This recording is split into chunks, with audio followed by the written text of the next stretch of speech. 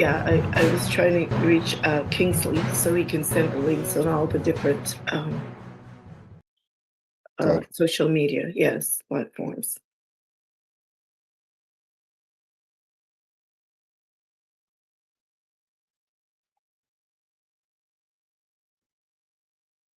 Okay.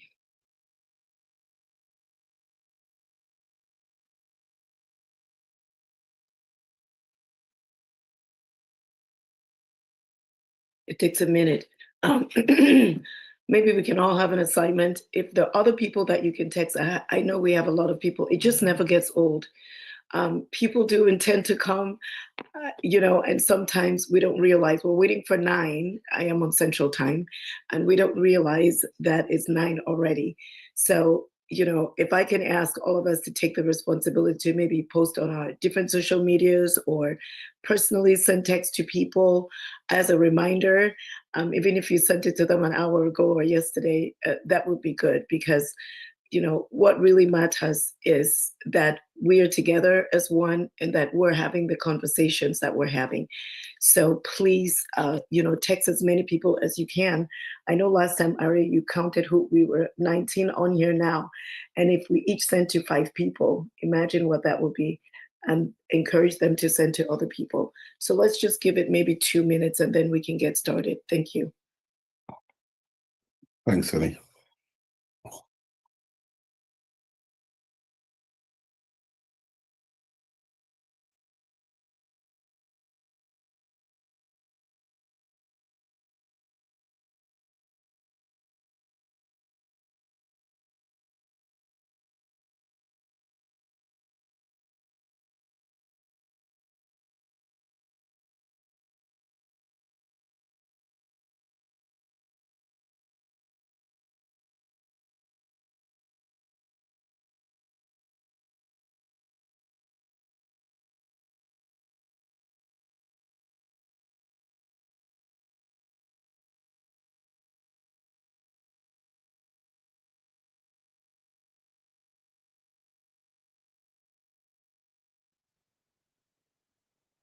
We're inching up. We're inching up as we're sending more text to others to join because it's already 9.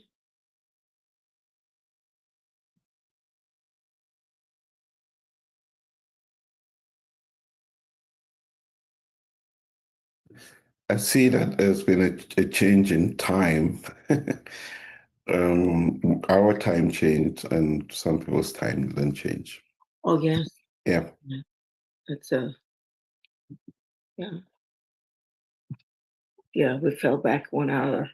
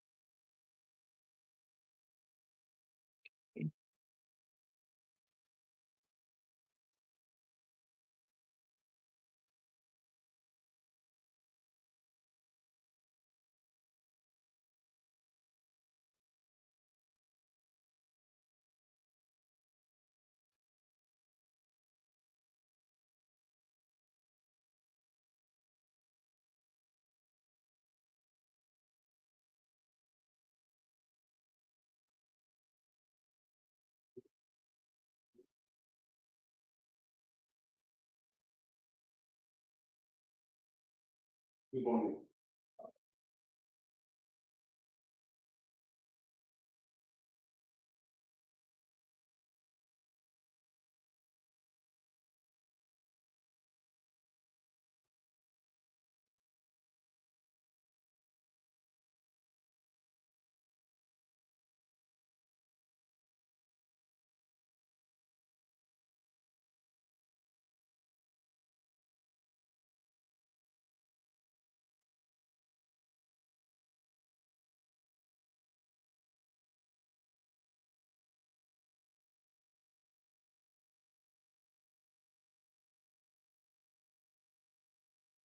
we want to really start today by stating the case, why we're here, what has changed, and what we're doing. And so the we have the new president who is not in, and of course, there's a big disappointment. And we have people who are arrested, and we have people who are killed. And so let's just really understand what is at stake. It's not an entertainment conversation. It's we almost cannot sleep. And I dare you that everyone that is on here today, this is a burden that we're carrying every day. So I think we're just going to pause first before I continue. And we want to just have a short silence for all those who have died already.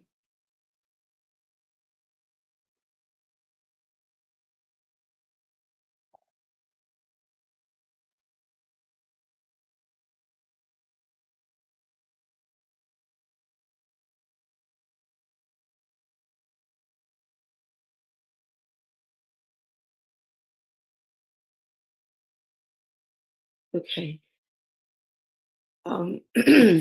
So here's what is at stake right now. If we sit and we do nothing and we don't have these conversations, please make no mistake, because there's a conversation going on that for those who are in the diaspora or the out, we're just gathering. It's easier to us to gather on the screen. And the question that I'd like for us to consider is, what do you do? What do you do? We have to use all the tools that we have. And one of the most powerful tools is that we can congregate. And thank goodness for technology, that we can all congregate around the world. And that is an energy that is as equal to even being present. Maybe not quite, but we have to congregate. We have to share ideas. And that is the only way we can keep the pressure that we have been keeping. So let's just talk a little bit, because Ari is going to make the case for where we are and what we are to do. But let's just talk about, at this time, why we're here. Because the elections did not go how it was supposed to go. It was stolen, and we also have to realize that it was not just stolen, but our government, we don't have a government. It has been hijacked. These are true things that if we are sitting and debating on, we are losing. We're really losing the battle as a people. And so the first thing is we have a lawless country, because the people who are in power are uncomfortable and know that they don't need to be in power. So that is why we're here. Now, what they have is they have money and they have the guns. Maybe not all, but that's not where all the power lies today. So we are here because we know that they are already broken. There's a division within the army. There's a division throughout the government. Make no mistake that right now, as we speak, the government is not functioning. Their number one assignment, those who are in power, those who are supposed to be leading the country, are spending hours in our resources as we speak to pin people against each other. They're not trusting each other. They've hired this Israeli company now, and they're tapping as much as they can. This is the number one assignment. All the money that's being spent is on that. Also, make no mistake that the person who is supposed to be president, as we speak on a daily basis, is being hunted down. They're wanting his body dead or alive. These are all realities that we're dealing with. Then the last thing that I do want to say is the reality is that this time is calling for us as a people, all Cameroonians, to mature. I live in America. I live in America as a Black female. because there were people who fought. They did not look for somebody to save them. They were not hoping and writing to the UN. I'm not saying that we shouldn't do that. They were not hoping that some angel or somebody bigger is going to come. They took it upon themselves. And unfortunately, but what we know, many people died. And they fought for their independence from the British. And then the slaves fought for their rights. And I am here. And some of us are here. And I think we can go down history lane and we're going to find the same thing. So I do want to ask us as Cameroonian people that let's just do a self-examination. Who are we hoping is going to save us? What has been your conversation during the week of what is disappointing and what is not happening? Are we really in a space where we understand the dire situation we're in as a people? I have never heard of one person saving a country, but I've heard of a country, the people of the country,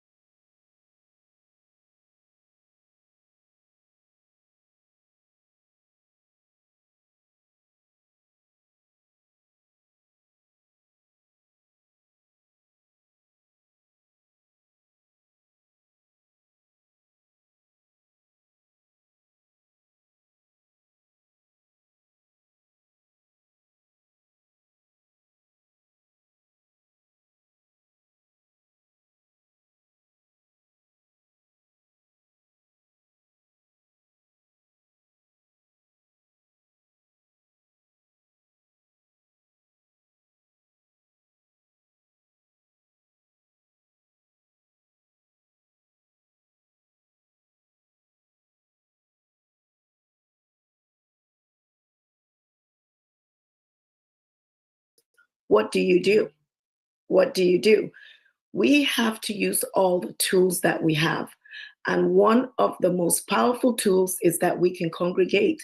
And thank goodness for technology, that we can all congregate around the world. And that is an energy that is as equal to even being present. Maybe not quite, but we have to congregate. We have to share ideas.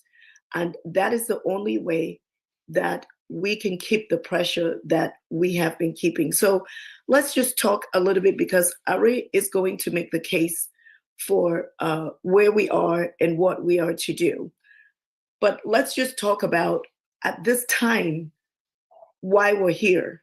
Because the elections did not go how it was supposed to go. It was stolen, and we also have to realize that it was not just stolen, but we actually, our government, we don't have a government. It has been hijacked. These are true things that if we are sitting and debating on, we are losing. We're really losing the battle as a people. And so the first thing is we have a lawless country, because the people who are in power are uncomfortable and know that they don't need to be in power. So that is why we're here. Now, what they have is they have money and they have the guns. Maybe not all, but that's not where all the power lies today. So we are here because we know that they are already broken. There's a division within the army. There's a division throughout the government. Make no mistake that right now, as we speak, the government is not functioning.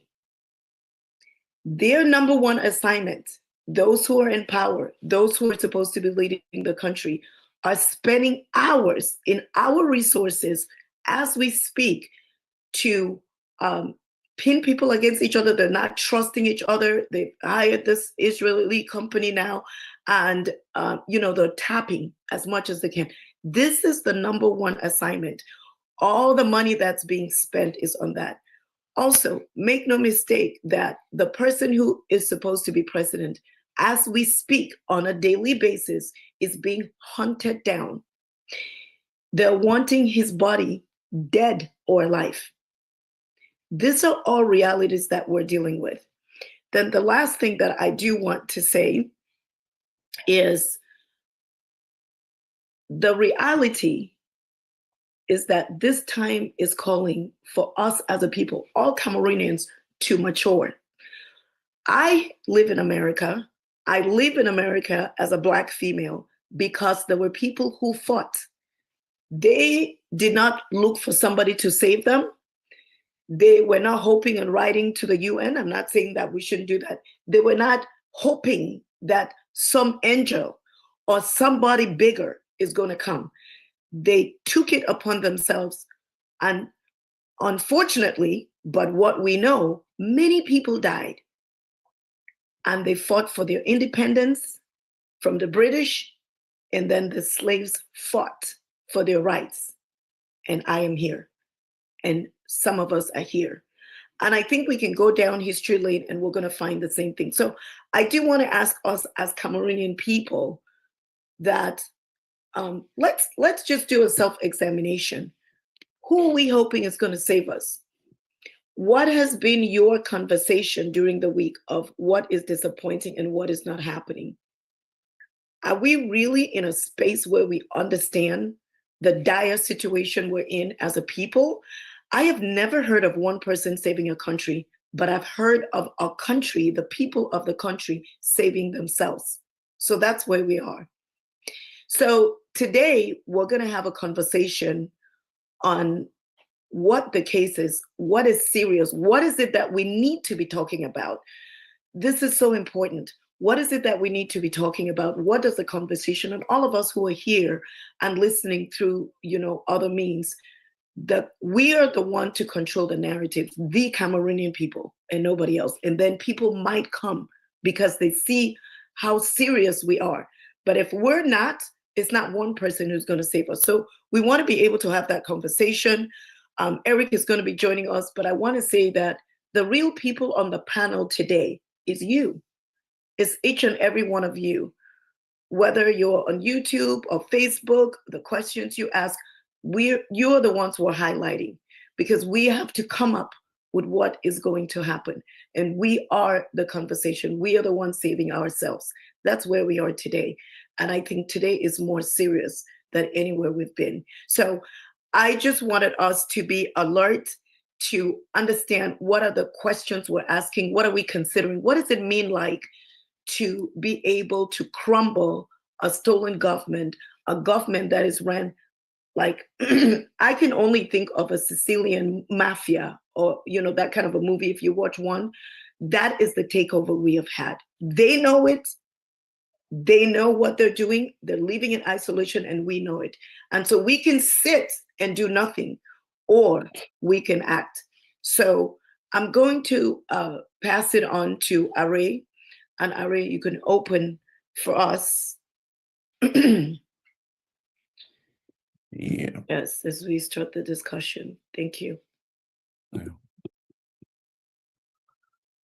Let me say good morning, good afternoon, and good evening to everyone who's joining us today. Thank you for being here. We're broadcasting this on several platforms. I think we have it on X, on YouTube, and on Facebook. So besides those of you who are here, I want to also thank everyone who's joining on one of these streaming platforms. Thank you for being here.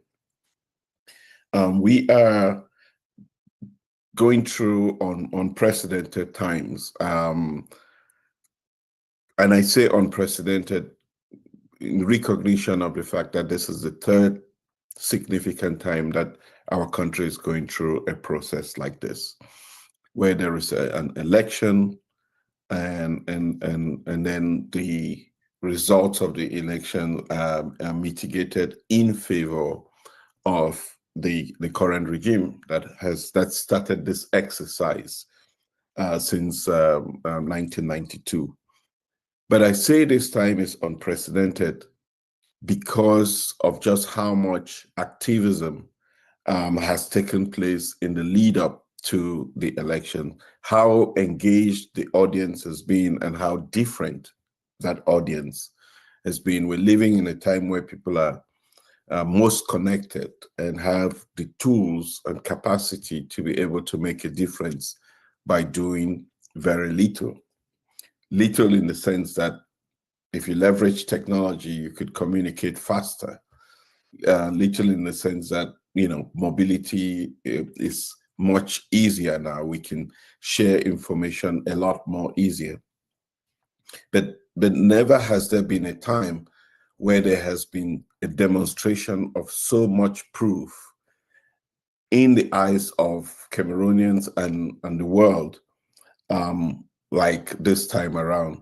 So for anyone who took time to watch the purported swearing in of the de facto president of Cameroon, you could, whilst watching those, imagine that most of the people who were sitting in the room knew for sure that the person being sworn in was not the winner. And they knew this because you, Cameroonians across the country and the world, were able to share enough information to demonstrate that the victory was not the victory of the government.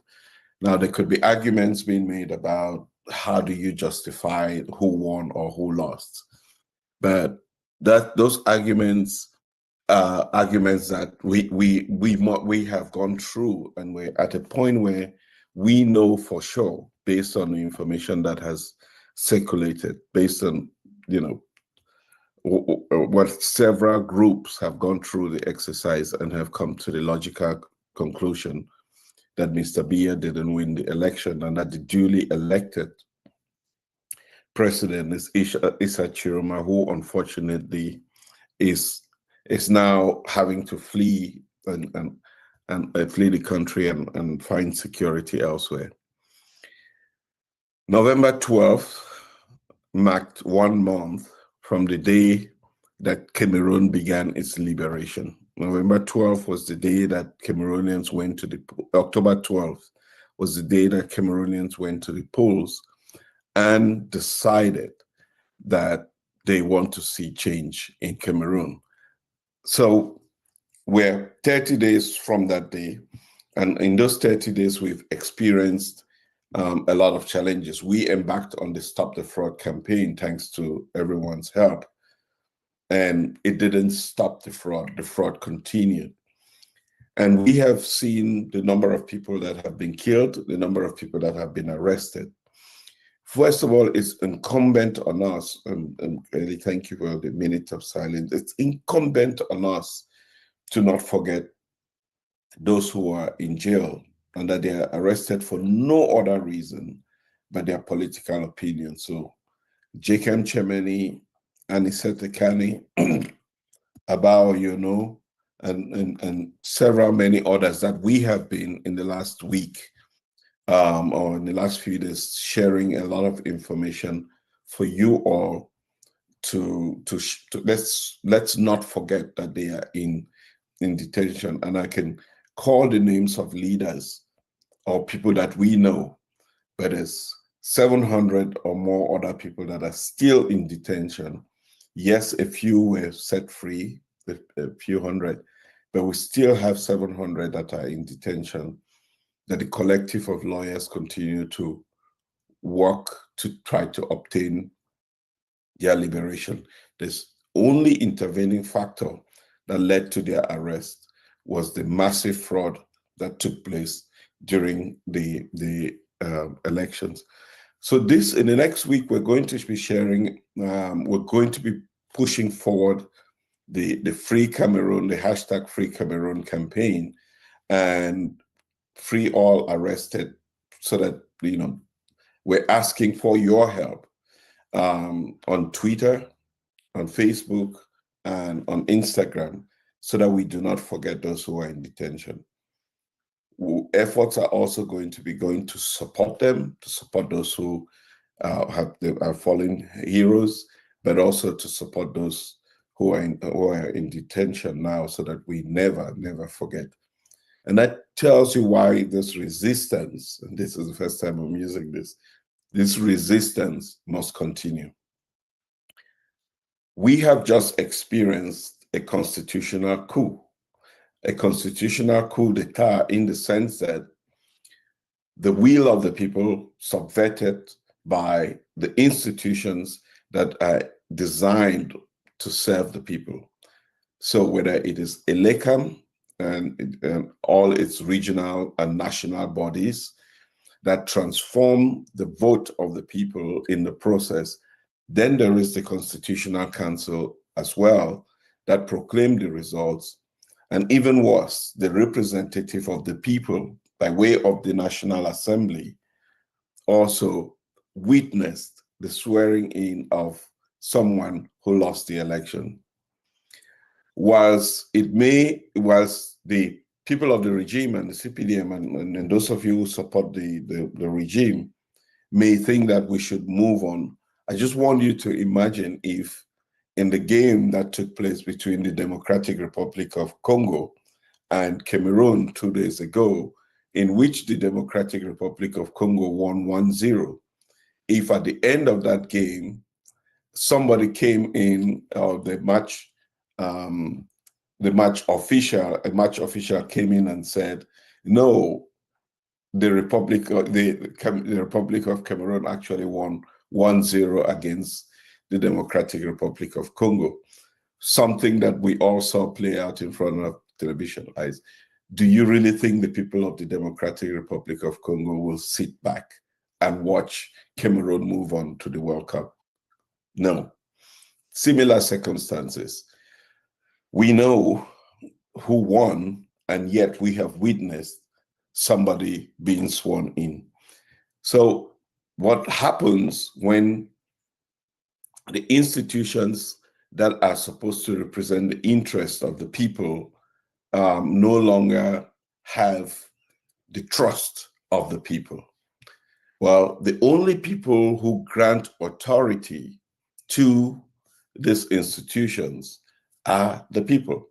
In our very own constitution, Article 2 of that constitution states or stipulates that sovereignty in every country rests with the people, and that there is no other group of people, no other institution that has sovereignty more than the people. The challenge for us now becomes, how do the people who are sovereign reclaim their authority? And that is I have to be honest with you, that is the $1 million question that we have been discussing behind the scenes. A lot of conversations, sometimes sleepless nights, trying to figure this out, right?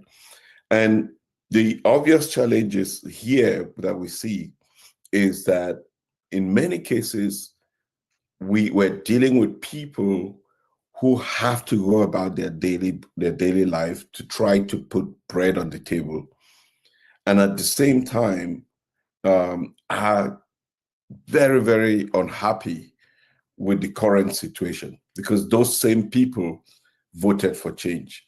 Their aspirations, the aspirations of the Ben-seeking person, who I even find it painful that 20 years later, Ben-seeking has become one of the symbols of economic activity in our country. Many of them graduates of university, many of them struggling to get 1,000 francs of illegal fuel to put into their business, because that's an investment for them to be able to earn their daily life.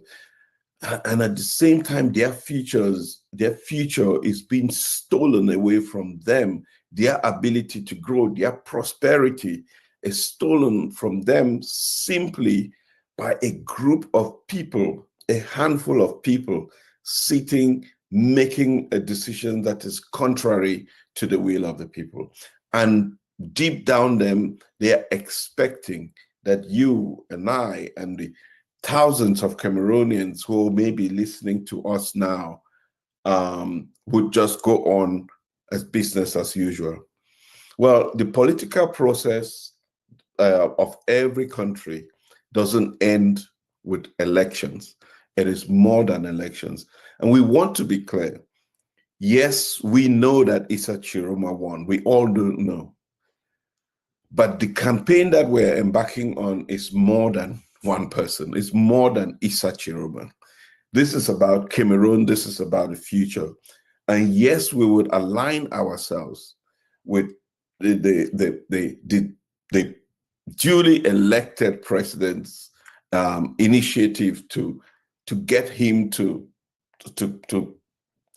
rightfully what is his. But with or without Issa Tchiroma, there is an absolute need for transformation in Cameroon. So that, and we were very clear with Mr.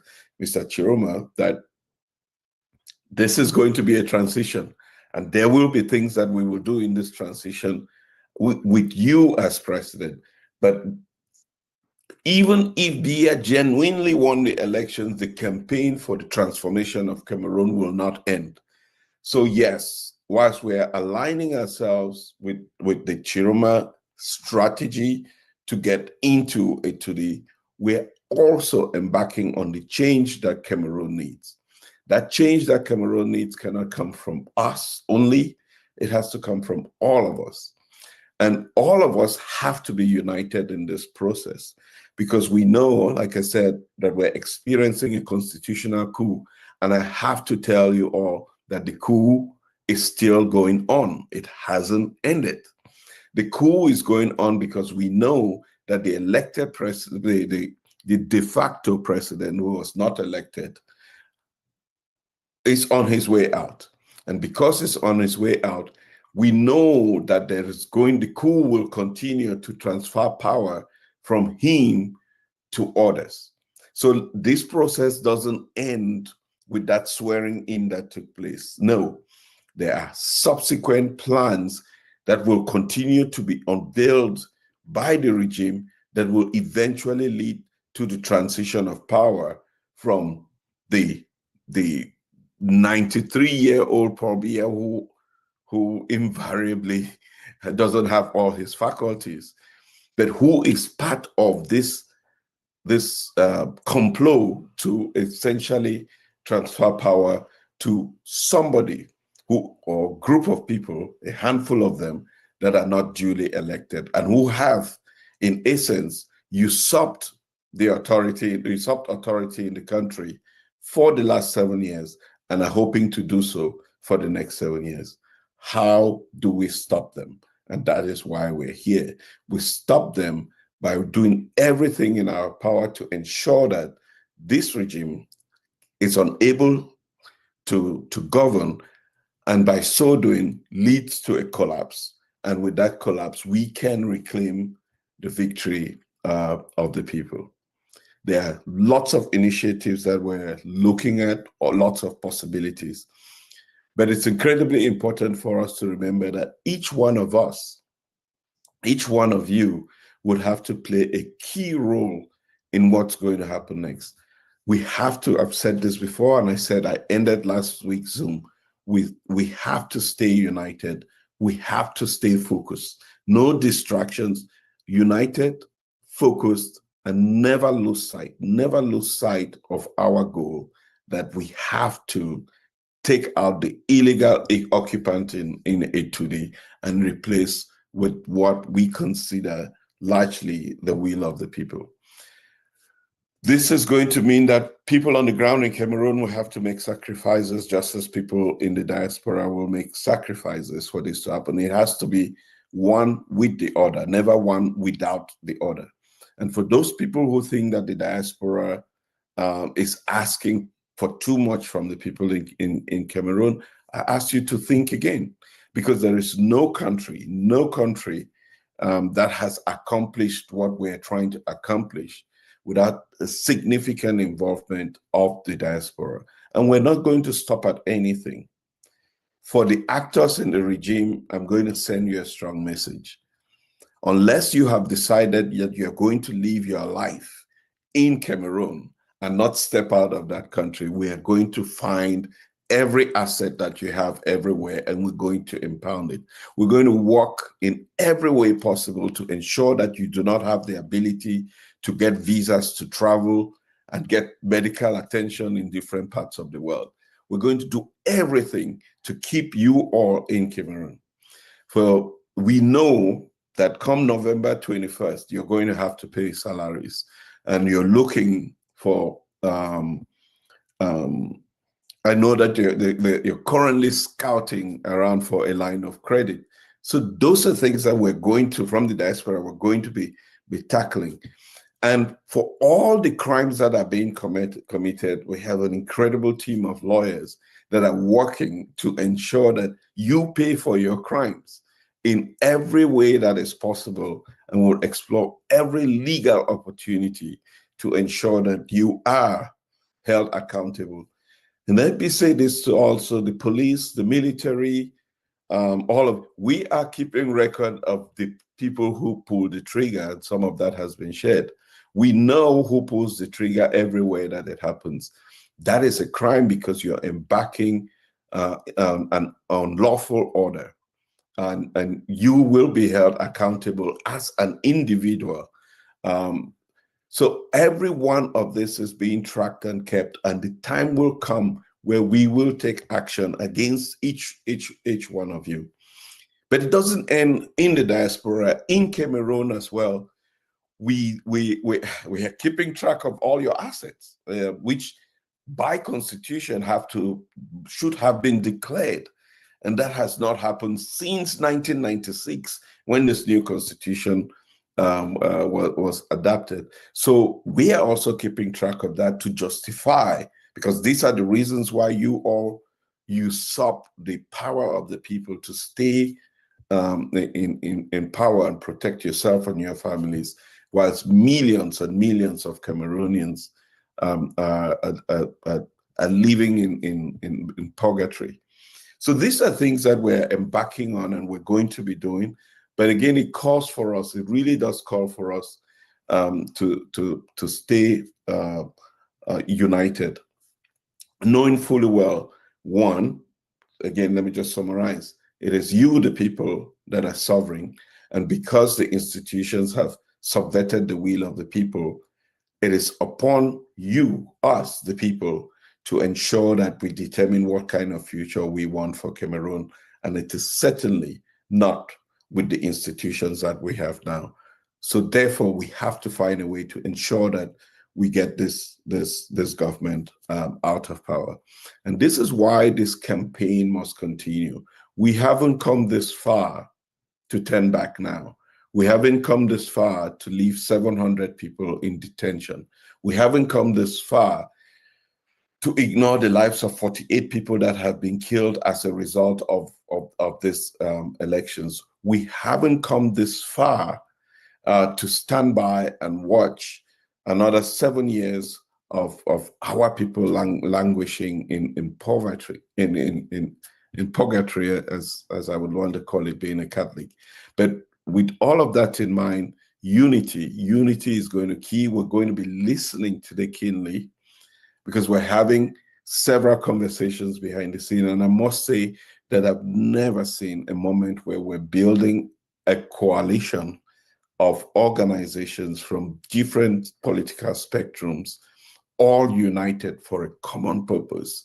The typical version of the Cameroonian story has been the ability of the regime to divide us, the ability for sectarianism and ethnicity to come in between us. But at this time, we keep pulling together and building a coalition that we have never seen before. And I hope that we stay the course.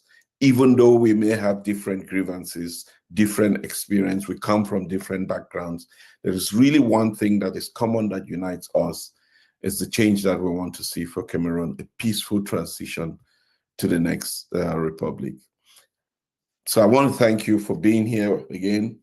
Totally going to be listening. At the end of this session, we're going to share with you some thoughts on the next steps. But for us, we cannot do this on our own. We need, and anyone who is here listening from Cameroon, I really want to thank you for your courage, because those of you on the ground bear the brunt, you bear the risk.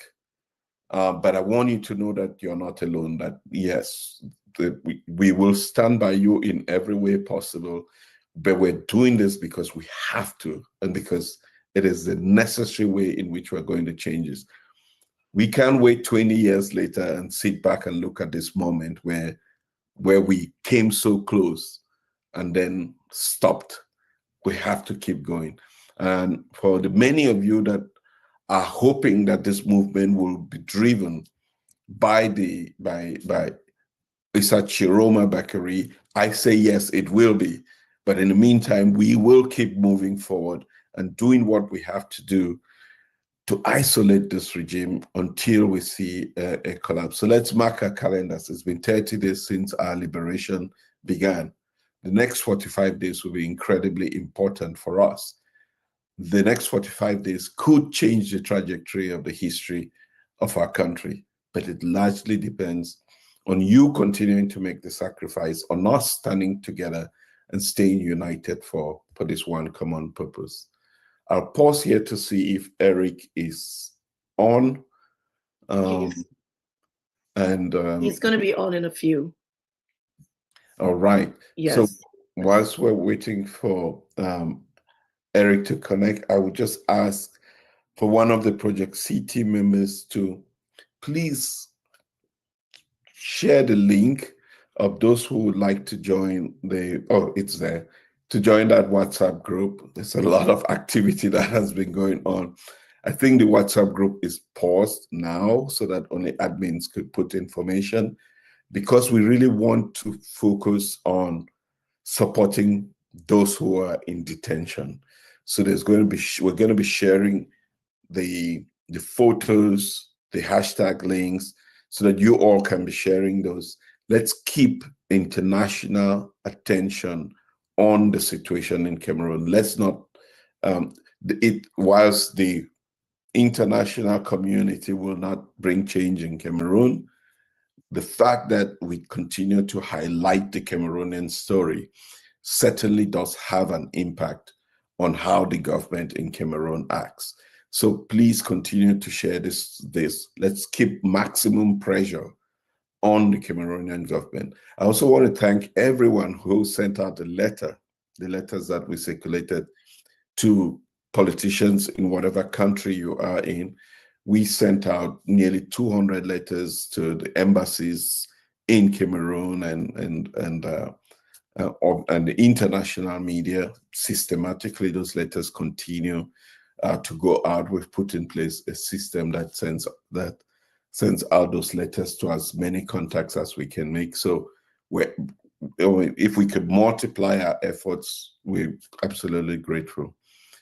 Yeah. We also need resources, right? We need resources to be able to support the people on the ground in Cameroon, for us to continue to dominate the media as we have done. And I know that there's a lot of repression now on the media in Cameroon, but we will continue to find ways to blunt it. We're also collaborating with several influencers to be able to continue to share the information that is necessary. And these are the things that will keep that government on its toes. It is the one thing that we did effectively before the elections. And we think that if we continue doing it as effectively as we did, that itself will, one, maintain the momentum and awareness of the population. But also, when the time comes, we think that that's what's going to drive our people to drive out this government, because eventually that's where this is going to end. And Lee, if you wanted to add anything, contributions, donations, Yes. that in itself is helpful.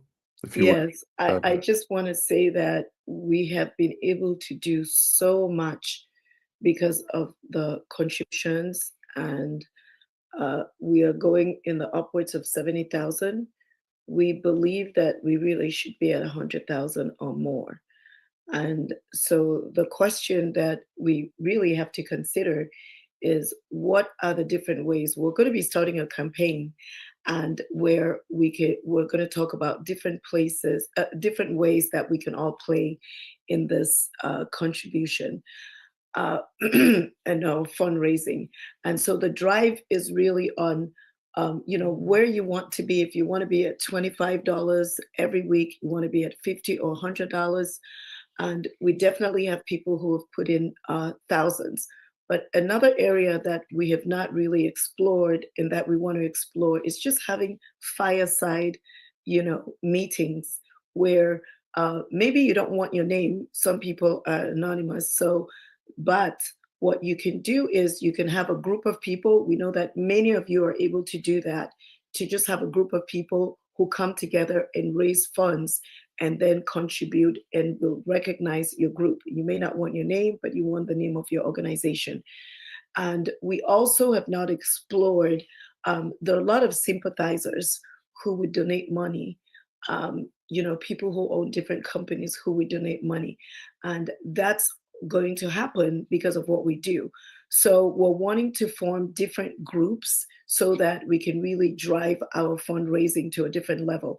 Because as we do realize, this situation is not going to end, and we're, what we started hoping that, it would not be the situation we're in now.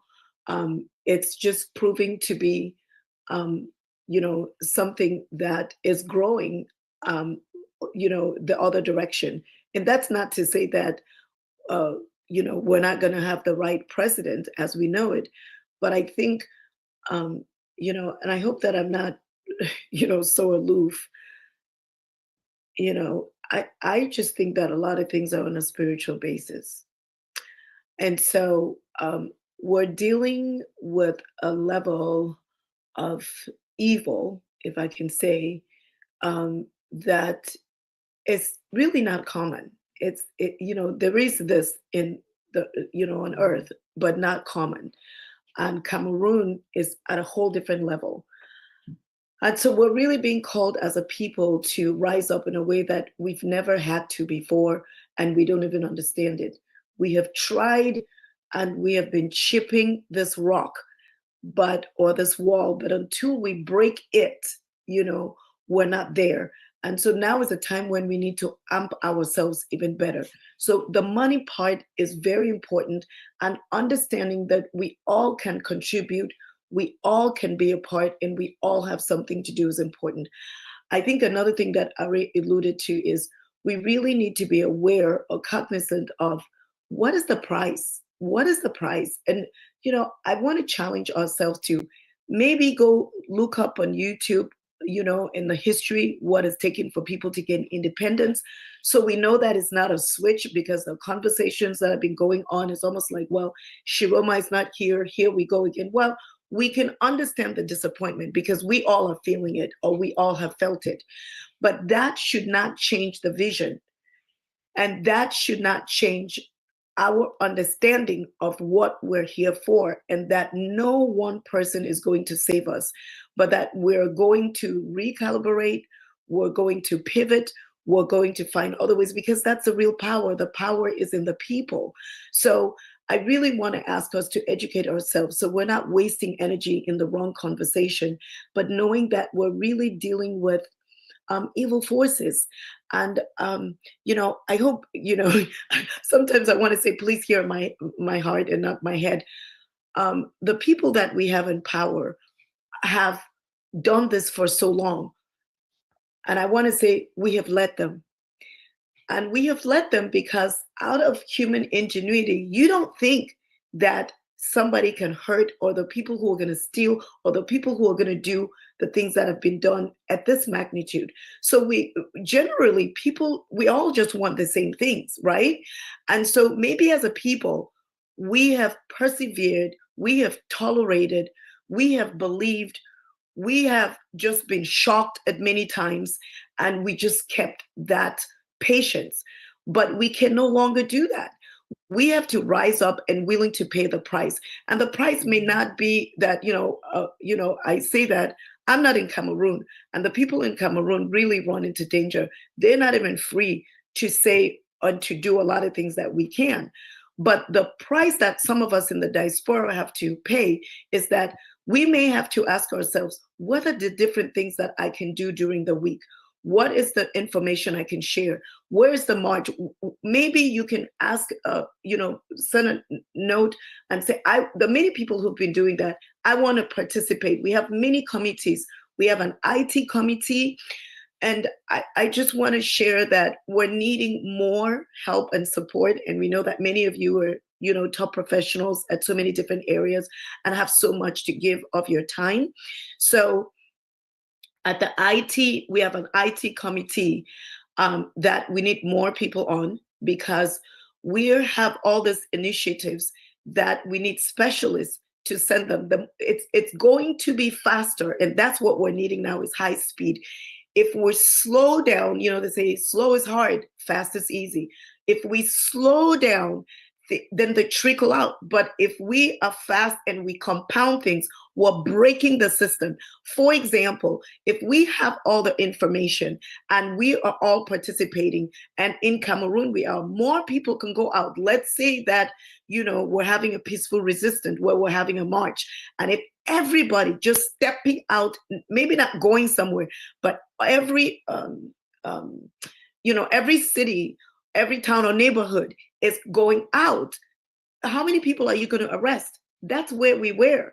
But in order for that to happen, we really have to heighten our communication. So here are the areas that we need. We have an IT committee. Please, if you're a specialist and you know that you can really give of your talents in this area, please go ahead and, text one of the admins so we can add your name on there, because we're going to start meetings this week on how we can help. You can help. Okay. We also have a communications team, because there's a lot of communication that's going out, initiatives that are going out to newsletters. They're going out to different diplomatic agencies. They're going out to other international organizations. There's so many different things that need to be done, and we do need a team. So if you feel like this is an area that you can serve in, we really ask that maybe even while we're speaking, this is a time that you can text admin on WhatsApp. Another, committee we have, of course, is the fundraising committee. And I'm sure that we've said this several times, that what I'm most grateful for is that our committee, how the funds are distributed or the banking is very well structured. And so we are not worried about that. What we want is to be able to drive. And I want to be honest with you, we have not really gone out to have these drives. And in order for that to happen, we really need a team. We need a team where we can break up in smaller teams and be able to run this initiation. So we are asking that if you feel this within you, please do text the admins. We also have an advocacy group. And, because there are a lot of things that we're advocating for right now, even in collaboration, always international. So we want you, and the other people just in the US, there's so much work that we can do. We have not really maxed out in this area because we're knowing that we need a bigger team. So I'm going to ask you to please, again, text one of the admins. Ari, did I leave another committee out? Unfortunately. Advocacy. Yes, I did advocacy. We did the IT. We need the fundraising and communication. And then okay. I think that's it. I know we have an operations coordination team that on it. Yes, that's what I was leaving out, the operations. Because a lot of times we need people who are making sure that everything is working like it needs to, and who are stitching it all together. And so if you feel, listen, we may not have it all. What really has to be said is we want your suggestions. We want you to join, and we want everyone to know that there is something that you can give. Maybe in the project scene, the group, we have almost 1,500 people. We can all be participating to reach out to more people. So that's really where we are right now. And I just really want to thank you because, if you were not coming here every Saturday, if we are not this committed, we would not be even as far as we are. I also want to say that we're talking about all what we want to do. We're talking about, what is wrong. Let's talk about some of the things that we've really accomplished, because this is important. This system is truly being broken. And we know because of all the meetings we've had, the information that we're getting. We do, Judith, I'm sorry, I'm going to break Judith and say, if you can call Eric. I think he's, I know he's traveling, so he can have the right link because he was trying to reach me. Thank you, Judith. Okay.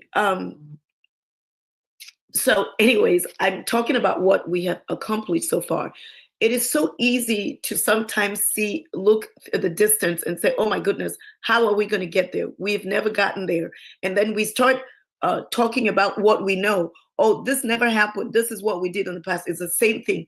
Please, I want to appeal to all of us who are agents as we talk to other people, is that no, we are not going back. What is happening now is what has never happened before. We really need to see that. We have to be convicted. It's never happened before. We have never, as a people, been together as one Cameroon. This is huge, as we are now. Never. We've always been separated along religious, tribal lines, and all these different things. I have to say that, even we used to have in the US a Cameroonian students organization. I can't remember, CAMSA, I can't remember. But now we have so many different tribal groups. So that's the division. And we're proud of it, but that is the division. We have allegiance to little communities as opposed to the country. So then what happens is that they kept double downing on us, if I could say that. And that's how they have had the power they've had. But this time, we took upon ourselves. I am speaking to a lot of youths. I was talking to an adopted son of mine who is 21, and who, let's be honest, he happens to be from the South, from the deep South, and from where Biya is from. And he who is in communication with many people say, we don't see that. We are talking about one Cameroon, and they want a future that is bright for Cameroon. So we're talking about a different space. So that's the first thing, is everything literally has changed because we have come together as a people. Okay, the next thing that has happened is we have never gotten to a place where we're able to use technology the way we are now. Not even the last time. You know, it's been so impressive, and I'm humbled almost every day as I'm you know, people are sharing different things. And I was on TikTok and we had probably 500 or 1,000 youths from Cameroon who were having a meeting and planning.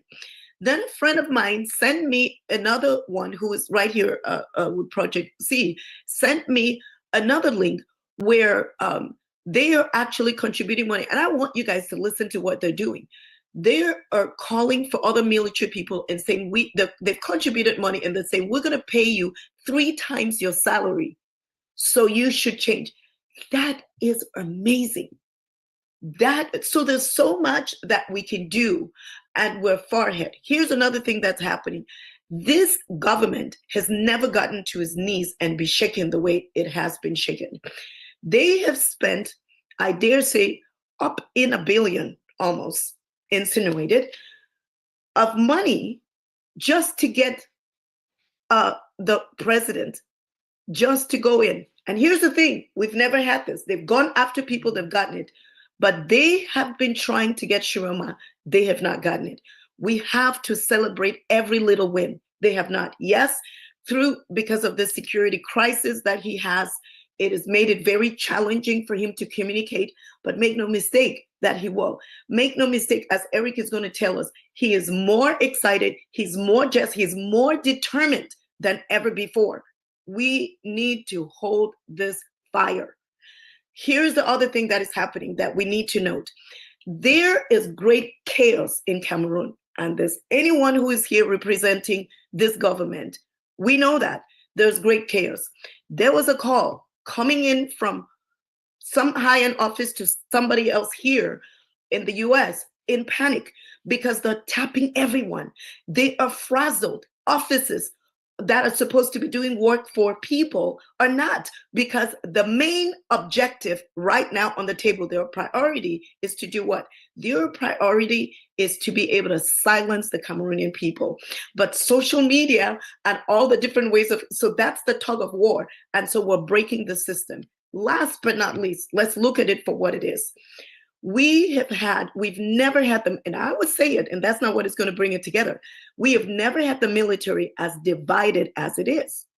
Never.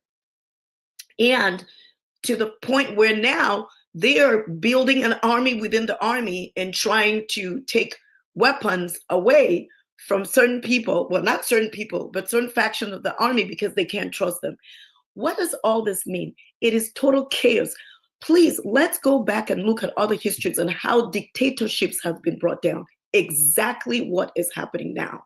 And if we don't recognize that, and if we don't understand what we have done and what we are capable of doing, we are going to be in a dismal situation, because let's just, for the sake of it, what will happen in another 7 years? As we speak, they're working a machine to lock things down worse than ever before. So in 7 years, for those who are dreaming and thinking, oh, in 7 years, let's just let him die. Die? So who's good? Well, he's not going to last another 7 years. Who is going to take over? They are fastening their seats. They're coming up with other ways and partnering with the wrong people to be able to do this. And so what's going to happen to the youth? I think of when I was in my early 20s or maybe 18 in Cameroon. You know, we were not as agile as the youths today. We have to give them credit for what they're doing, how they're maximizing. But what's going to happen to the future? What's going to happen to the fight? What's going to happen to their children? So, you know, I want to say and plead with us. Meanwhile, some of us are not standing in front of the bullet right now. Those of us who are not, we need to wake more people up. We need to be aware. The first power is the power of the people. The first power is our vision, is our voice together as one. That's the first thing.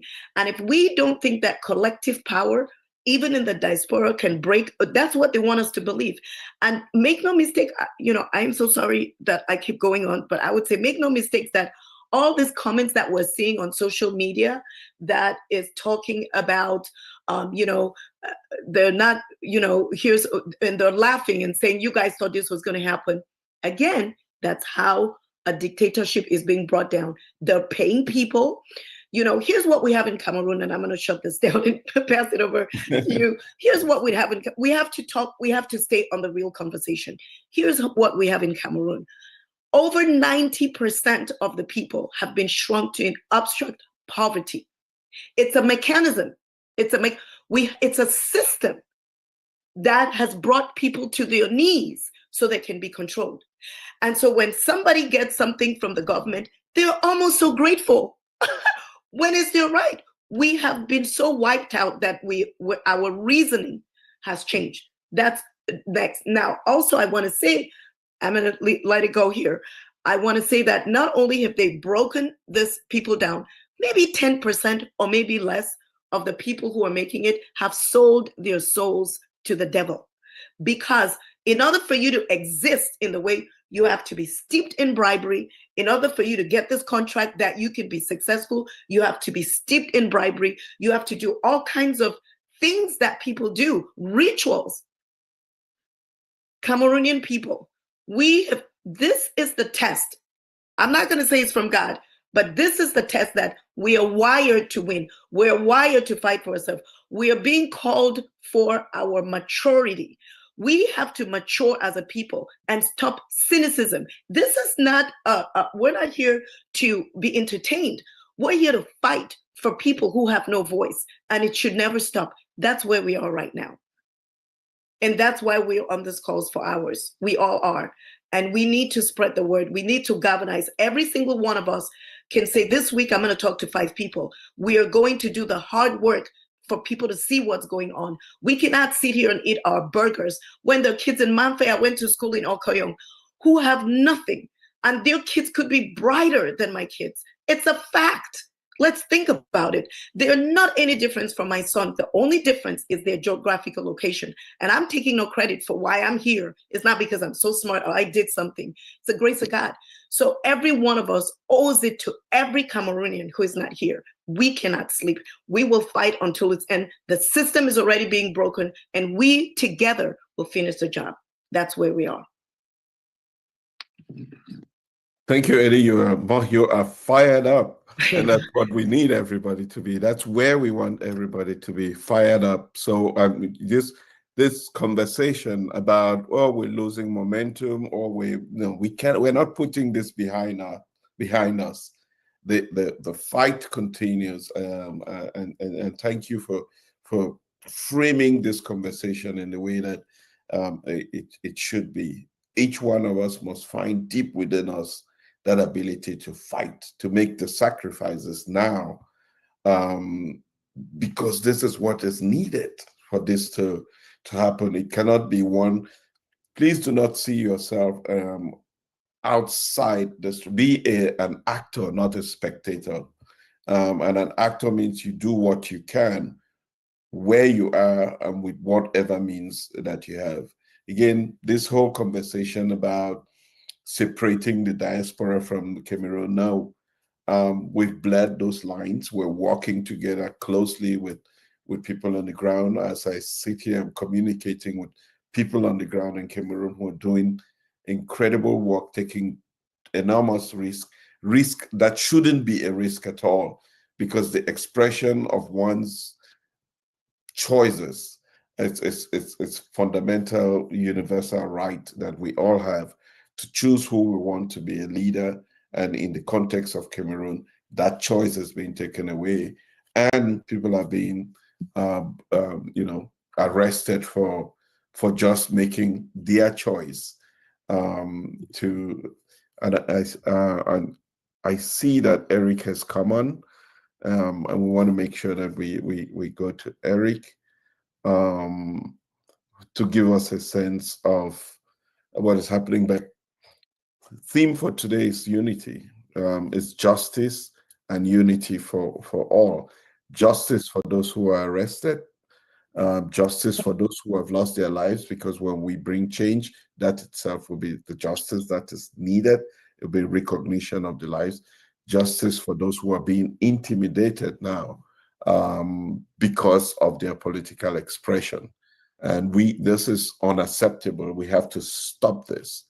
Um, and justice for the next generation of Cameroonians that we must not allow grow in the circumstances that meant that our generation has found ourselves. That responsibility is on us, and we have to fight this to the very end. Hi, Eric. Hi, Ray. How are you? Good. It looks like it looks like you have a moment of relief there, because I know what the last few days have been. Um, uh, so Yes, I, I it had may be Mhm. up to you to give us a sense of, we've been talking a lot about why we must stay united and why we must look beyond just, this is more than one person. And I know we all want to see more coming from Issa Tchiroma and his team, but this is about Cameroon, and this is about a future that or dreams that have been deferred, and yet we must work now to ensure that we accomplish the dreams of millions of Cameroonians to live and grow in a free and prosperous country. Yeah. Thank you so much, and my apologies for being late. I was totally confused about the time. I'm here, well, right now at the extreme west end of Africa, and in a place called Sali at the beach, and I'm not in the beach because I wanted to come and swim. No, just to change a change of pace and atmosphere, and uh, and of course, I've been on the phone ever since. I've been on the phone constantly. I didn't realize that the time had even gone past. And certainly didn't even think that it was 3 o'clock yet. I'm looking at the time now. It's 4:15 here where I am. Um, and one of the reasons I've been on the phone is trying to explain some distortions in the news that apparently came from me. And this is not the first time this has happened. You're talking about us working together, but they are spoilers. I don't know whether they're planted by the government, or spoilers out of ignorance, or spoilers who just don't want things to work. But it's extremely difficult to have engage with people you believe you're in the same battle, and we're trying to make sure that we're at the same level of information. And then there are people who deliberately take whatever information one puts out there, um, and distort it. Just to give you the example I was dealing with right now, someone said I had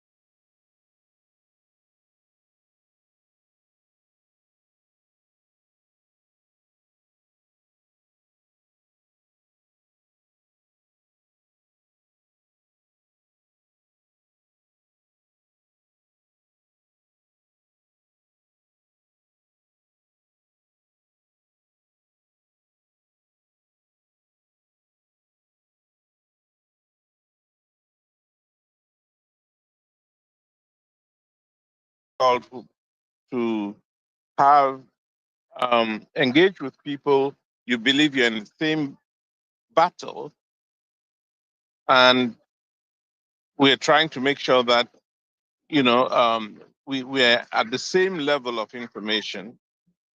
And then there are people who deliberately take whatever information one puts out there, and distort it. Just to give you the example I was dealing with right now,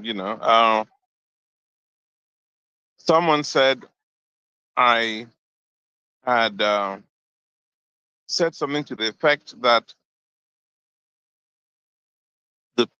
we're willing to go all the way to the presidency of Cameroon at all costs, including military action, bloodshed, 4,000 people. I think they gave a figure of the number of people that we are totally indifferent to if they died. I mean, how I'm a non-violent person. I have never advocated for violence, never in my life. But now I'm having to try to explain a sentence that somebody takes the fact that we said we are committed to go all the way at all costs. Takes that to say, and then fits in these figures. It's very difficult when I know that if I said we're willing to go all the way, it must have meant that we are committed to this fight. Couldn't mean anything more than that. And then to go out and say we're willing to do battle, we're willing to sacrifice 4,000 lives, we're willing to shed blood and all of that stuff, it couldn't be further from the truth. But I'm just saying that because I just came out of trying to deal with it a few minutes ago, and the people who say this, you start wondering on whose side they are. Anyway,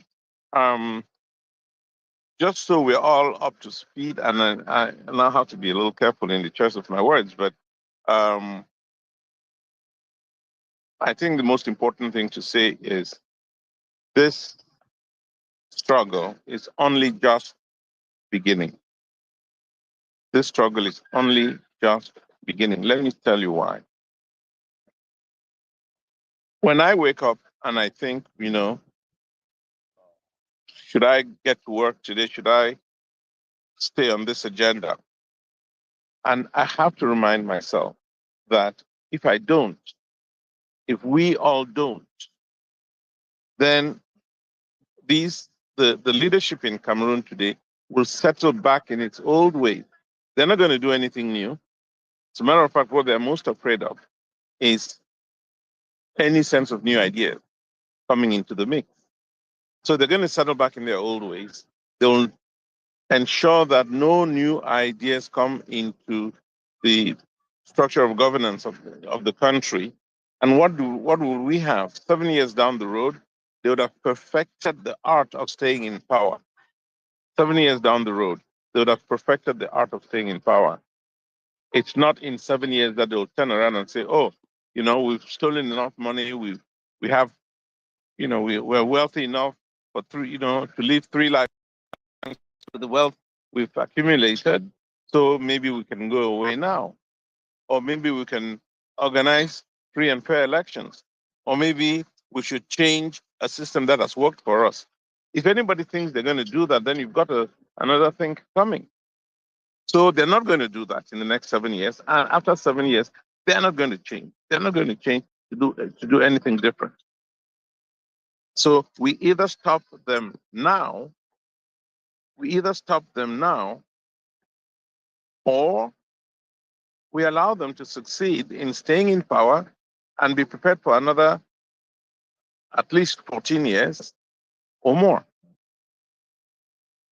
So I wake up in the morning thinking, okay, what can I do to stop them now? I know that Mr. Tchiroma also feels the same. He also feels the same, and I say this at least with authority, with authority.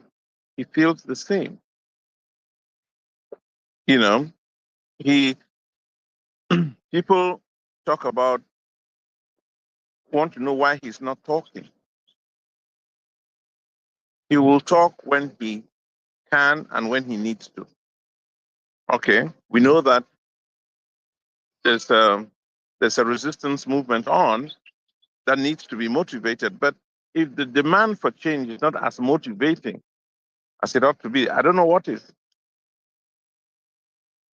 So my urge, what I want to urge us to do is for each of us to play their role and say, no, the status quo is totally unacceptable. We've got to keep moving on. And it cannot be one man's battle. It cannot be Chiroma's battle, alone. He has to provide leadership, yes, but it cannot be his battle alone. We have to see that all of us are a part of it. And there are lots of things we can do. I had a 2-hour meeting this morning from 3 hours, from 5 to 8 o'clock this morning, with a group of Cameroonians across the US and in Mexico, in Germany, in Canada. They're all over the place. And they have come up with their own plan. They've come up with an amazing plan. And you'd be amazed how similar to Project C. You'd be amazed how similar to Project C their plan is.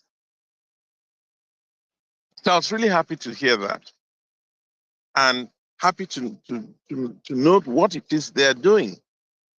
Included in their midst, in that group, were a couple of former military officers in the US who are also, making a contribution based on their knowledge of strategy and tactics. That's the kind of contribution they're making. So everyone sitting anywhere, standing anywhere, can make a contribution. In their midst, it's somebody. One of the persons in their group he's a cryptologist. So he wants to bring that knowledge on encryption, on encrypting communication. He wants to bring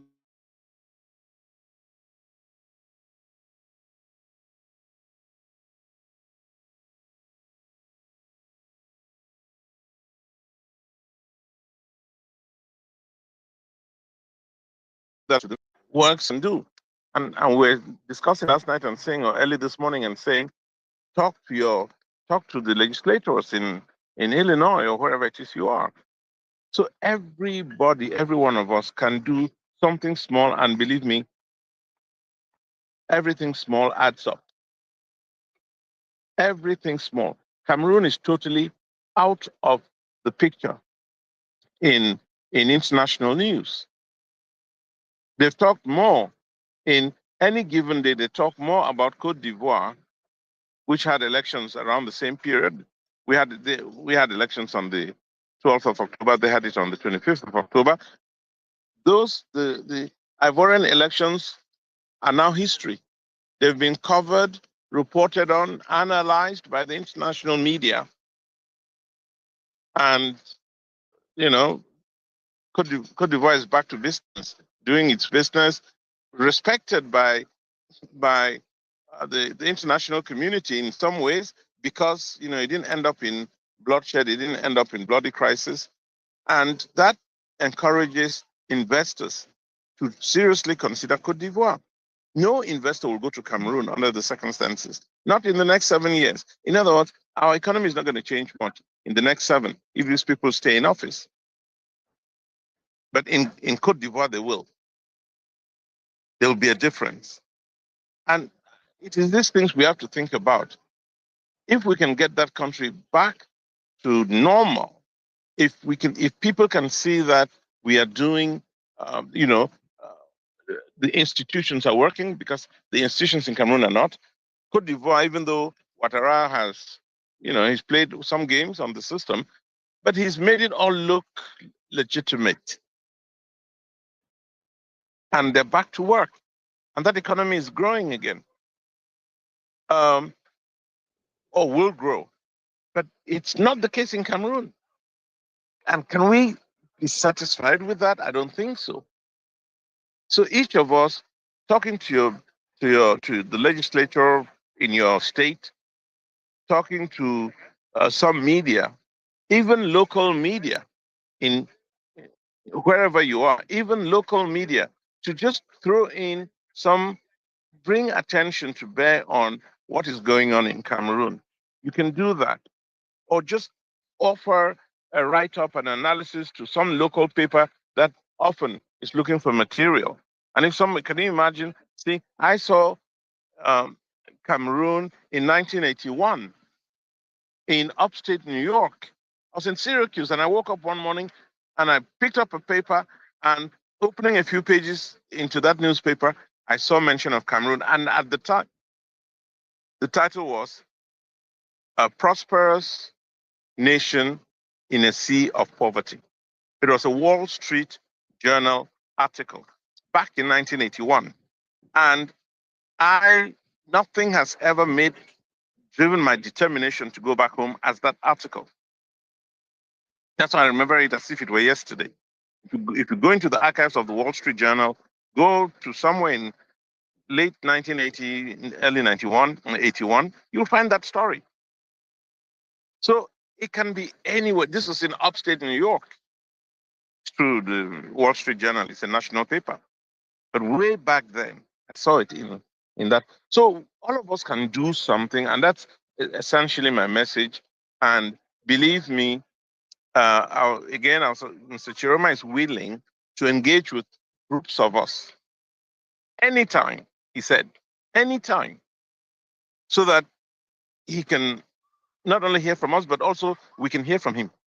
He's willing to do that. So with this group I was talking to this morning, the only thing I've asked them to do is to download a software called Zangi. And as soon as they do as a group, I will get them to talk to Mr. I told Mr. Tchiroma this morning when I spoke to him, I said, would you want to talk to, he will talk to groups of anybody we recommend. So yes, he can do that. And I don't know, I hope somebody doesn't take this to interpret it and put it out there as a problem or as me disclosing things I should not disclose. But this is fact, and I'm willing to take that. I'm willing to take the heat for any of that stuff. Except, anybody who says I'm encouraging violence. I never have, will never encourage violence. And please, those of you, if there's anyone in here who takes it back to the government or to enemies of the cause, to derail what we're trying to do, well, think about it. Think about your country. I mean, I'm not even sure that I'll end up I have enough time in my years on earth to go spend any quality time in Cameroon anymore. So this fight is for future generations, for our children. Really, I say that with, in good faith and with my heart. So I just want to reinforce what Ari said. Let's stay together. Let's do the right thing. Cameroon doesn't deserve to be where it is today. It does not deserve to be where it is today. And I challenge anybody to say the contrary, because we can prove it. You can't go to Cotonou and find one laid-back coastal laid-back town with a few tarred roads of some years ago. Go to Cotonou now and see boulevards and see monuments and see greenery and see what is it about Cotonou that we can't get in Yaoundé. I mean, Cotonou is even it's a far-fetched example from Cameroon. Go to N'Djamena. How can N'Djamena overtake Yaoundé in its growth? A country that was destroyed by war for so many years and only started rebuilding in 2002 when the first gush of oil came out in Chad. And then they started using their resources meaningfully and are rebuilding that country. Why should that be the case and not with us in Cameroon? So there's enough to make us angry, though I was telling this same group this morning, the core group of Project C, that I think we're not angry enough. Maybe people are not angry enough. Maybe your contribution to this effort is to make people angry, angrier than they are now. I think I recalled it. He said, he didn't say angry, he said they're not, I don't know, you remind me of fired up enough. Fired they're up. not, Fired up they're not enough. fired up enough. Exactly. So please, your contribution can be to fire up people. But we need to be fired up enough. We need to be. And if we're fired up enough, actually we'll be putting pressure on Tchiroma to stand there as a leader, not the other way around. Not him trying to find people that he will lead. Because that's what's happening now.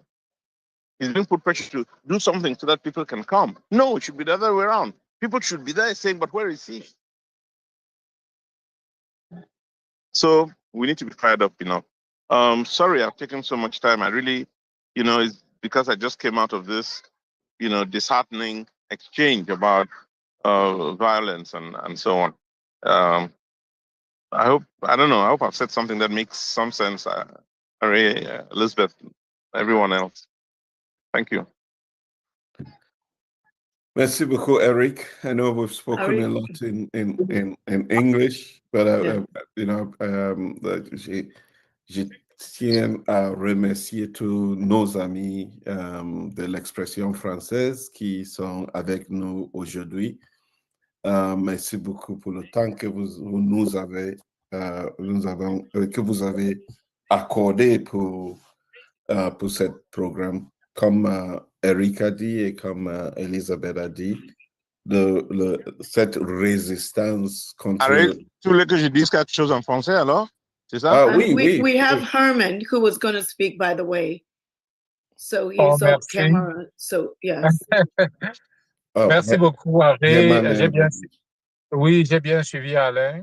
Et si vous avez suivi Elisabeth, nous aimerions que les francophones, les anglophones, qu'ils comprennent l'essence de la communication d'aujourd'hui. L'essence de la communication d'aujourd'hui, c'est de ne pas penser qu'un momentum serait en train d'être perdu.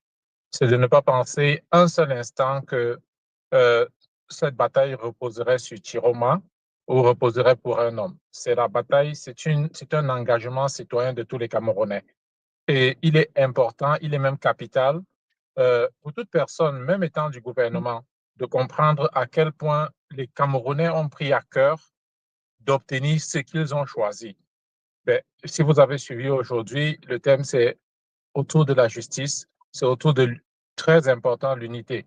Il est très important que les Camerounais comprennent. On n'a jamais vu des Camerounais aussi unis, nordistes, du Grand Sud, des anglophones. Et ça a été un point capital. Et au point où nous en sommes, il serait capital vraiment que tous les Camerounais, unité et justice, ça je voudrais répéter encore. Il serait important que tous les Camerounais comprennent qu'on est, oui, on a donné, on n'a pas terminé encore avec la forfaiture qui s'est passée. Et on voudrait que les Camerounais, au-delà de tout ce qui peut être considération individuelle, soient disposés à jouer un rôle, aussi minime soit-il. Mobilisation au niveau du Cameroun. Et on voudrait que même les personnes du gouvernement puissent les challenger. S'il y a quelqu'un du gouvernement qui pense que le Cameroun est sur la bonne voie, qu'il puisse présenter de façon claire, de façon structurée, de façon même chiffrée. Eric était en train de comparer avec le Bénin. Est-ce que ça fait plaisir vraiment de voir qu'aujourd'hui le Cameroun puisse être mis sur une balance avec le Bénin, avec le Tchad? Il parlait de 1981, quand le New York, je ne sais plus, c'était le New York, c'était ça, Eric? Le New York Oui, Post? le Wall Street Journal. Le Wall Street Journal présentait le Cameroun. Et je me souviens de cette présentation où on parlait de différents pays et autour du Cameroun, il a été dit certainement le leader d'Afrique. Ça, c'était les chiffres de la Banque mondiale de la fin des années 70. Je répète encore, certainement le leader d'Afrique. Donc, tous les indicateurs montraient qu'on ne voyait pas de quelle façon le Cameroun pourrait échapper à cette performance historique. Bon, au point où on en est, les statisticiens, les économistes qui avaient fait une telle présentation aujourd'hui, s'ils reviennent, certainement, ils vont se demander qu'est-ce qui s'est passé. Et c'est tout ce qu'on demande, c'est tout ce qu'on souhaite. que la diaspora se joigne aux Camerounais. Eric l'a dit tout à l'heure, ce n'est pas un mouvement violent, ce n'est pas un appel à insurrection ou quoi que ce soit, c'est un appel citoyen, à ce que les Camerounais puissent se prendre en main, en charge. Je ne sais pas si je suis en train de reprendre exactement ce qu'Eric était en train de dire, mais ça, c'est la vision de Project C. Absolument. Absolument. Voilà, Merci beaucoup. Merci. Montréal, on a des Camerounais à Montréal, on a des Camerounais aux États-Unis, on a des Camerounais en Europe, on a des Camerounais en Afrique même et dans la diaspora africaine. Si tout le monde se décide à jouer le rôle que Project C va lui présenter, les différentes commissions, l'engagement, nous avons des capacités, nous avons des talents, nous avons des compétences. Si tout le monde se décidait au-delà, et je vais insister un peu, au-delà des personnes, parce qu'on a souvent rencontré des personnes qui s'identifient au Cameroun en termes de Tchiroma, en termes de Paul Biya, en termes de Camto, en termes de ceci. Il est très important d'aller au-delà et de penser Cameroun, de penser peuple. Les personnes qui sont sorties marcher, les personnes qui ont manifesté ne le faisaient pas pour un homme. Elles le faisaient parce qu'elles ressentaient dans leur chair une certaine violence, un certain mal-être. Quand on a des Camerounais qui prennent la route du désert, ce n'est pas joyeux. Et c'est pourquoi toute la diaspora devrait comprendre, tout le Cameroun devrait comprendre que c'est un travail citoyen, c'est un travail commun. Et si on y arrive, c'est la somme, c'est quelqu'un qui disait que c'est plusieurs 5 francs qui font 1 milliard. Si on arrive à cela, mais je ne voudrais pas être long, c'est ça que j'ai pris et je voudrais reprendre l'essence de ce que Harry, Elisabeth et Eric étaient en train de dire. S'il nous plaît, sentons-nous concernés financièrement, côté technologique, côté communication, côté diplomatique. Beaucoup de Camerounais ne savent pas tout ce que Dieu a déposé en eux en termes de capacité. Beaucoup se minimisent aussi, ils minimisent l'impact qu'ils peuvent avoir au niveau du Cameroun. Donc, c'est cet appel-là, que tout le monde soit disposé, disponible pour pouvoir avancer ensemble vers un objectif commun qui est déjà en train d'être présenté. On peut oublier beaucoup de choses, on peut dire autour de ce thème, on peut dire beaucoup de choses, mais ça, c'est vraiment l'essence. Si on rassemble ceux qu'on connaît, on discute avec, en 2023, le Cameroun est devenu la première communauté d'immigration au Québec. 12 000 immigrants sur 24 000. Vous imaginez un peu ça. Donc, je reprends un peu le chiffre. Sur 24 000 nouveaux immigrants au Québec, par l'immigration normale, il y avait 12 000 Camerounais. Pour la première fois, le Cameroun a battu la France. Le Cameroun a battu les pays maghrébins. C'est dire comment les gens, ils sont mal, ils veulent quitter le Cameroun. Et il faudrait que ce message-là soit entendu. Lorsqu'on a un gouvernement qui, s'il comprend ce que ça signifie, il va peut-être se poser la question pourquoi tout le monde est en train d'essayer de partir.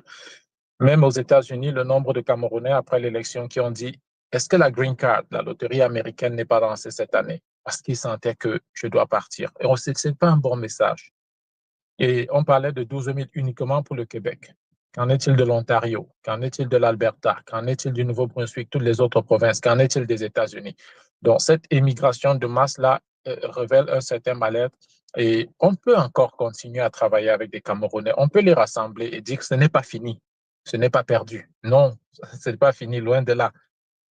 Passons-nous le mot que ce n'est pas fini. Passons-nous le mot que ce n'est pas perdu. Passons-nous le mot que le Cameroun, il est connu que le Cameroun a une intelligence, un QI, un quotient intellectuel au-dessus de la moyenne. Donc les Camerounais sont capables de créer, ils sont capables d'inventer, ils sont capables de réparer. Et c'est dans cette logique-là qu'on veut se trouver. Des gens qui créent, des gens qui inventent, des gens qui réparent dans tous les domaines. Ils créent dans le domaine technologique, dans le domaine social, ils créent dans le domaine culturel.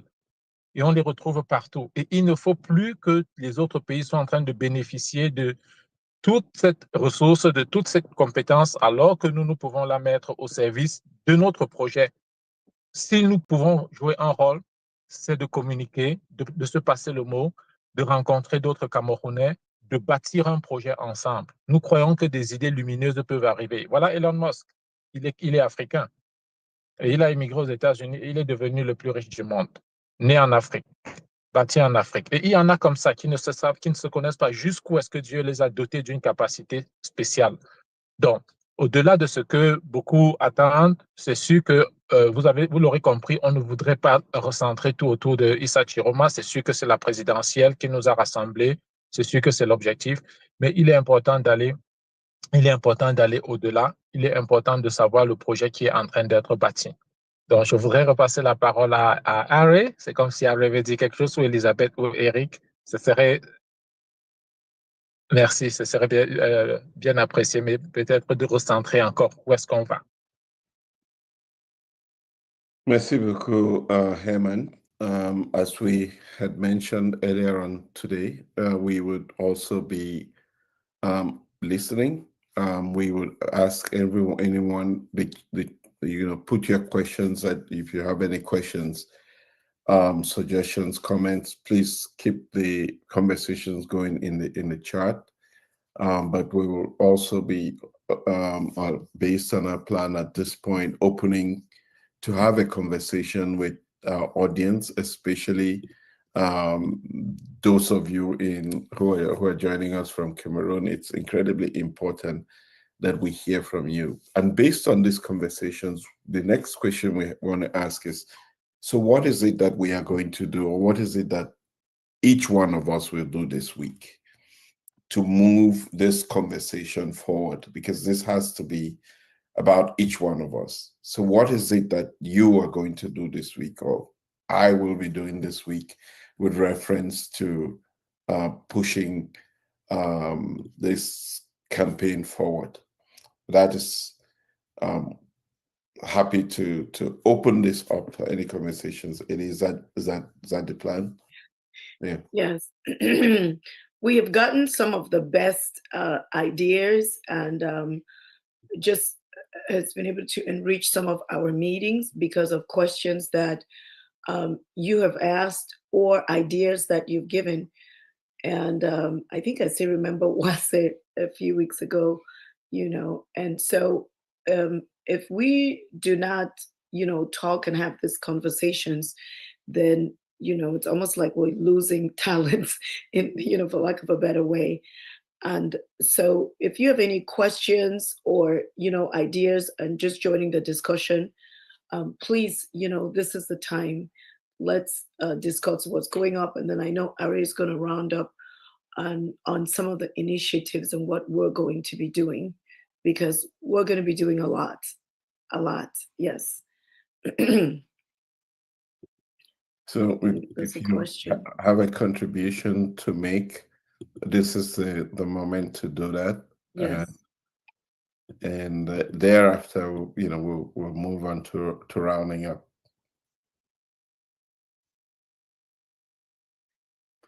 And I don't know, Ari, if they can also just put their hand up and ask the question. Sometimes Yes, if you're not in a absolutely. position, please Yeah, know if that you you can just raise your hand, and yeah. And while that is happening, I wanted to say something. Eric talked about this conversation that he was having, and how he asked them to quote Tchiroma, and then he said maybe he's saying too much. And I just want to say that we are working, and I know, Eric, you're working, and I think one of the things that we may say it's cultural.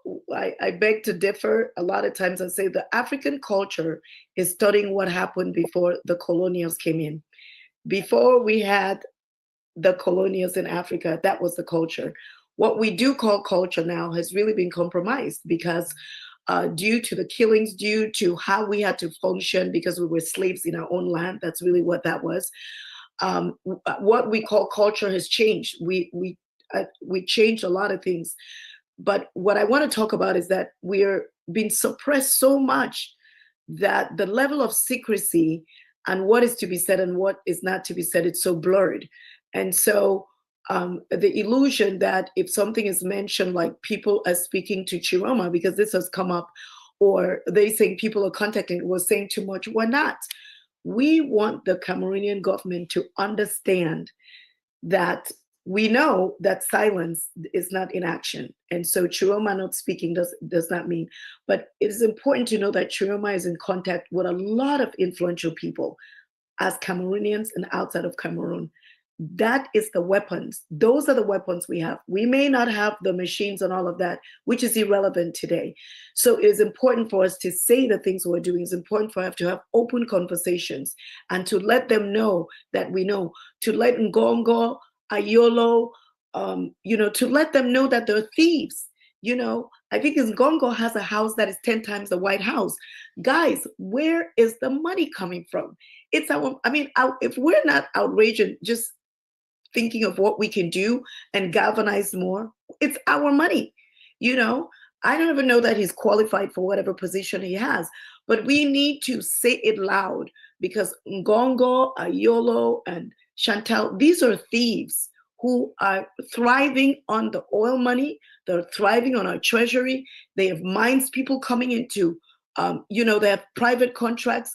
They have issued governments, officials as ministers, and even killed a minister because he did not want to be involved in some of these dealings that were going on. So, I am of the opinion that, and I do understand that there's sensitivity for some people who are in Cameroon, but I am of the opinion that we need to call things out for what they are and call it by name, because Biya is an elderly citizen who is being abused.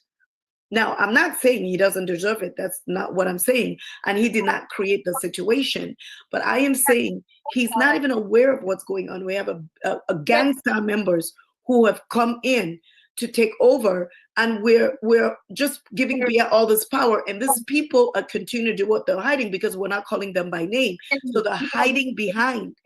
So we need to have articles, which is what we're going to have. We're going to call them, we're going to talk about them, and we're going to let people know that, yes, Tchiroma will have conversations with Cameroonians who have lived outside of Cameroon for so long, who have great influence, great talent that will impact what they're doing. And what thieves do not like is light. They don't want to be seen. So we're going to shine the light in our conversation so they're seen. Yeah. Thank you, Ellie. I see some questions coming up, and the first one that I'll just quickly tackle, we'll talk about the committees as asked by Mr. Akum here. But the question of what do you think about Ben Modo's position for change in Cameroon? Let me just state that categorically, we at Project C will focus on what we at Project C are doing or have done best and will continue to do. We're focused essentially on the key things. One, educate, make every Cameroonian at home or abroad, young, old, urban, rural, understand what the stakes are that is the education that we're going to be embarking on. Everyone has to know what the stakes are and how they can play a part. Two, we're going to mobilize, inspire ordinary people to do extraordinary things, whether it's, and especially the youth and the unsophisticated, or the people that we sometimes think are unsophisticated. We're going to use simple language on how to join and support this resistance at all levels.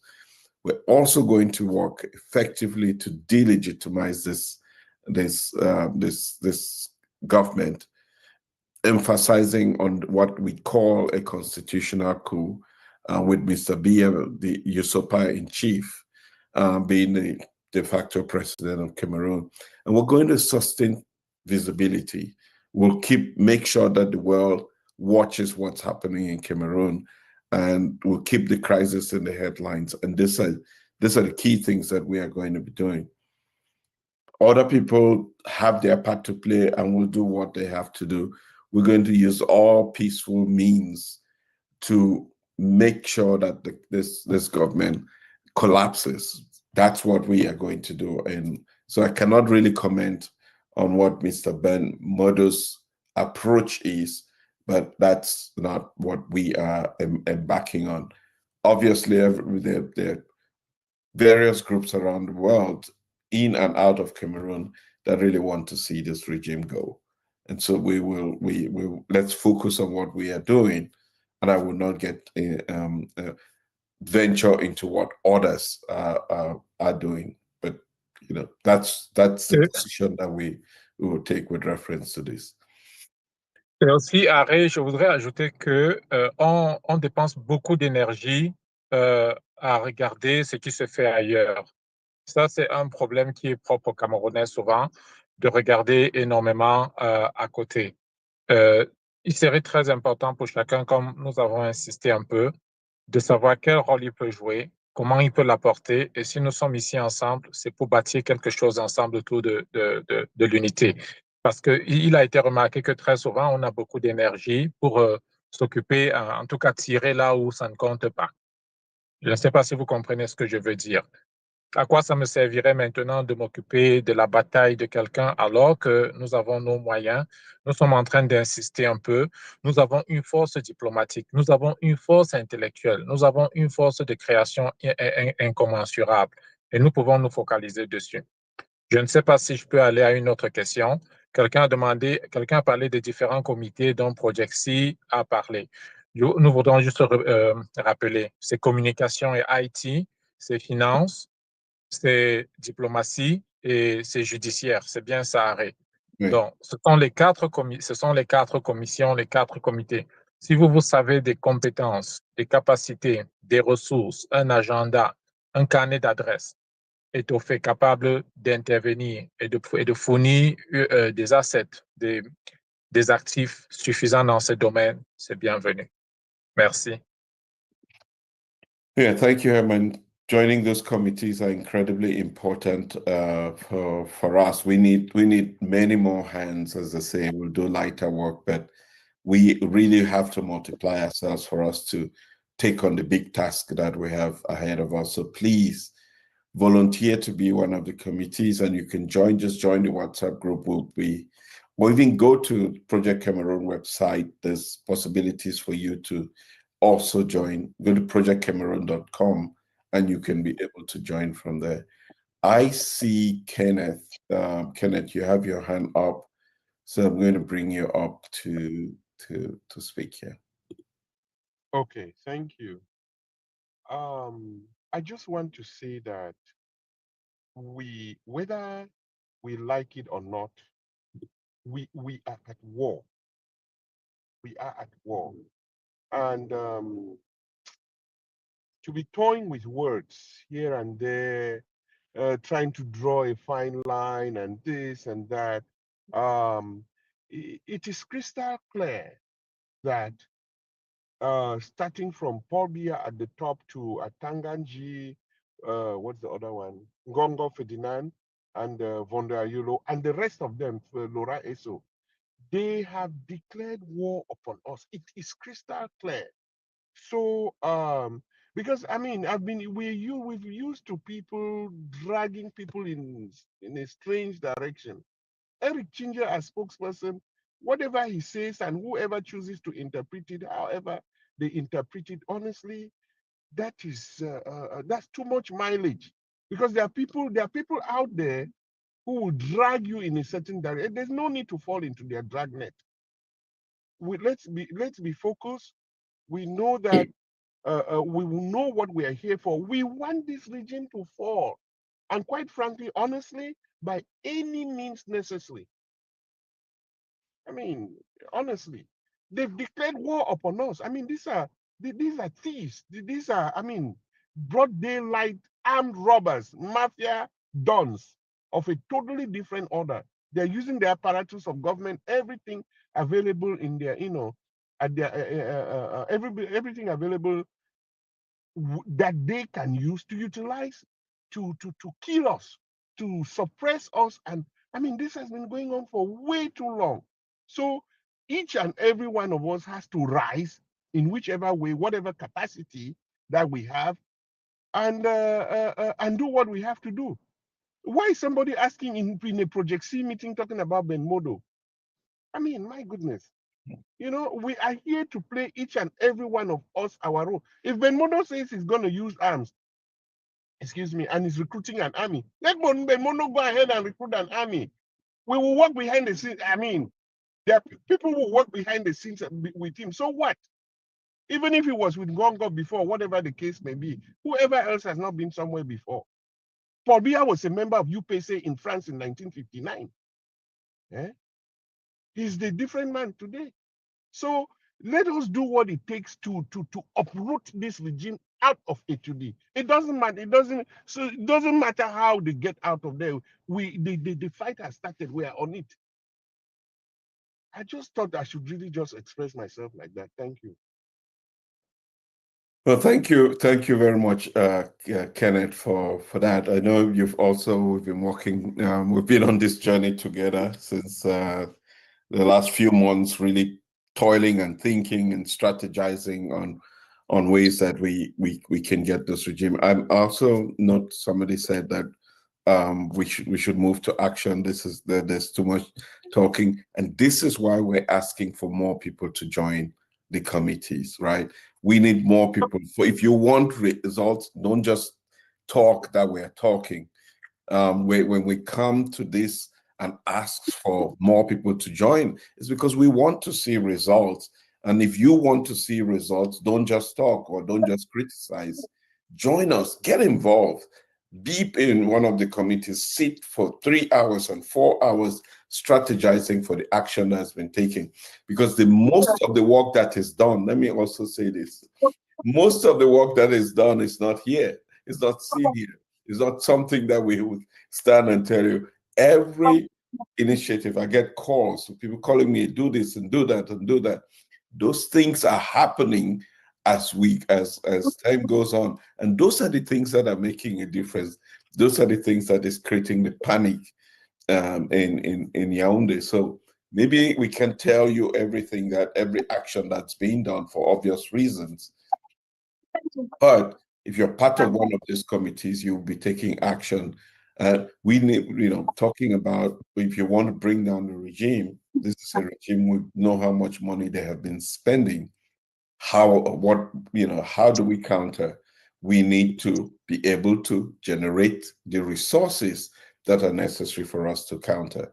If somebody just spoke about social media, and this is why we created this communications team, so that we can leverage social media to be able to do the naming and shaming, which is a strategy that in modern day technology can actually make a difference.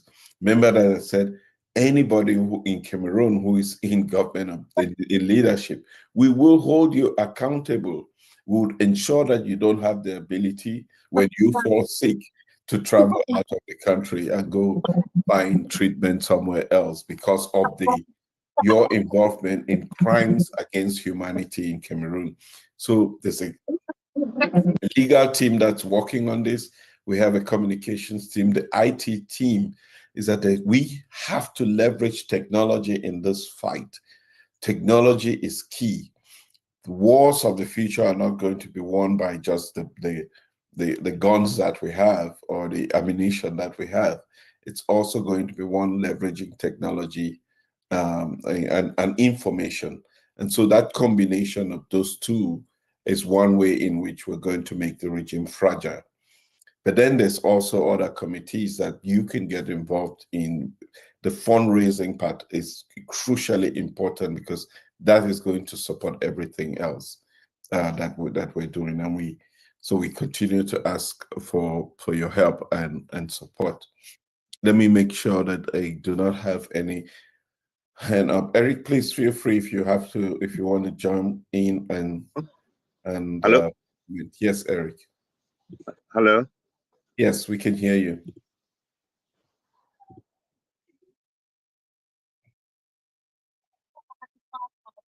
Yes, Eric, we can hear you if you can hear us, I think.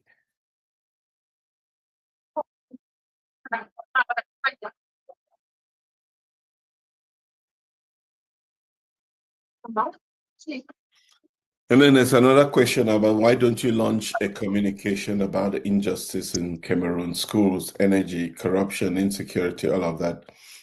People need to be unified behind general issues everyone faces on a daily basis. Yes, that is also part of what the communications team will be doing. Earlier on spoke about identifying assets of people in Cameroon and how much wealth has been amassed in 1% of the population. But the injustices that take place in Cameroon are enormous. So you are very aligned, because one of the things, the theme of this session today is actually unity and justice. We have to stay united, and justice is really for those who have lost their lives, those who are being arrested, those who are being harassed, but for all the Cameroonian people whose will has been subverted. That is the justice that we're seeking. And so the campaign is on various platforms where we're doing all of that to respond to your question. Ray, can I Yes, we can react to a couple of things I want to react to. One is the 48-hour deadline that was talked about. I don't know if you've addressed that, but somebody asked a question to that effect. And what I want to say about that is a couple of things. One, it was a two-part piece of communication from Issa Tchiroma. Two parts, but I think only one of them was retained, and we did not do, because there was no communications structure in place, we did not do enough to underscore the second part of that speech. The first part was the 48-hour ultimatum that was given. It was clear to everybody. Everybody heard that. The second part was, if in 48 hours your loved ones are not released, please go in front of the prisons where they're incarcerated and demand their release. And fact is, somehow we were hoping, I was hoping, and I know others were, that thousands, maybe hundreds of thousands of Cameroonians will stand in front of Kondengi and demand the release of the 400, 500 young people who are there. That the same would happen in Douala for the 700 people, and so on. That was the hope. But we didn't do it. And this points to the nature of the crisis we have. You know, we need to do more to educate the public. We need to do more to explain, you know, the utterances that come from Issa Tchiroma, so that we can see him moving forward with the nation, not him standing out there as a lone ranger and talking about things that need to be done, and he has no army to enforce it. He has no citizens to help enforce it. So Prince or somebody is saying that part was not clear, and you're totally right. We should have done it. So the next time around, we'll make sure when he speaks that the key elements of the presentation would be highlighted so that people know exactly what he's talking about. But the reason I bring it up here is just again to emphasize the fact that we're all in this, and we all, in our various ways, have to provide the push that is needed to achieve what needs to be done. So that's one. The second thing I wanted to react to is there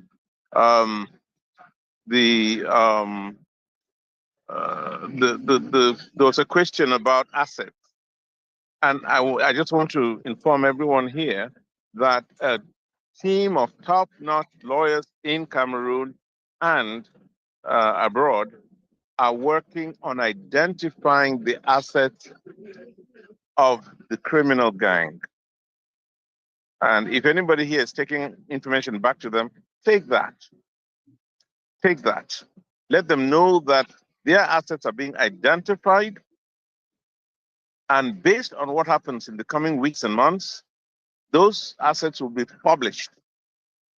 And Cameroonians may be asked to go and demand a return of their resources that were used to acquire those assets.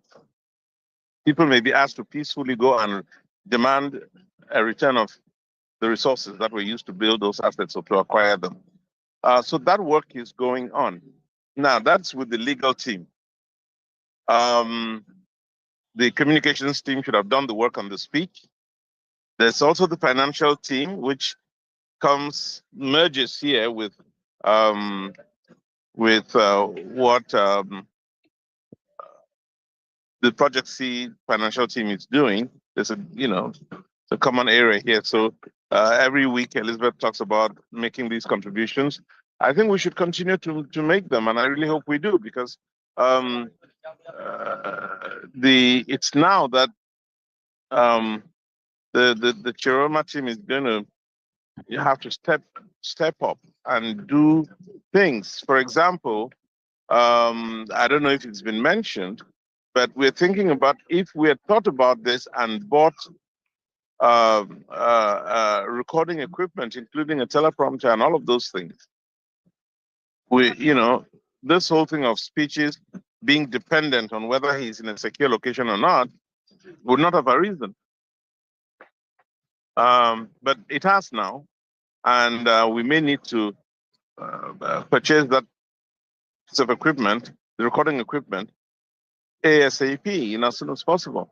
There is also we asked someone to produce a film, a documentary, a 26-minute documentary that ties up the crimes of the regime, from crime to outcome to impact.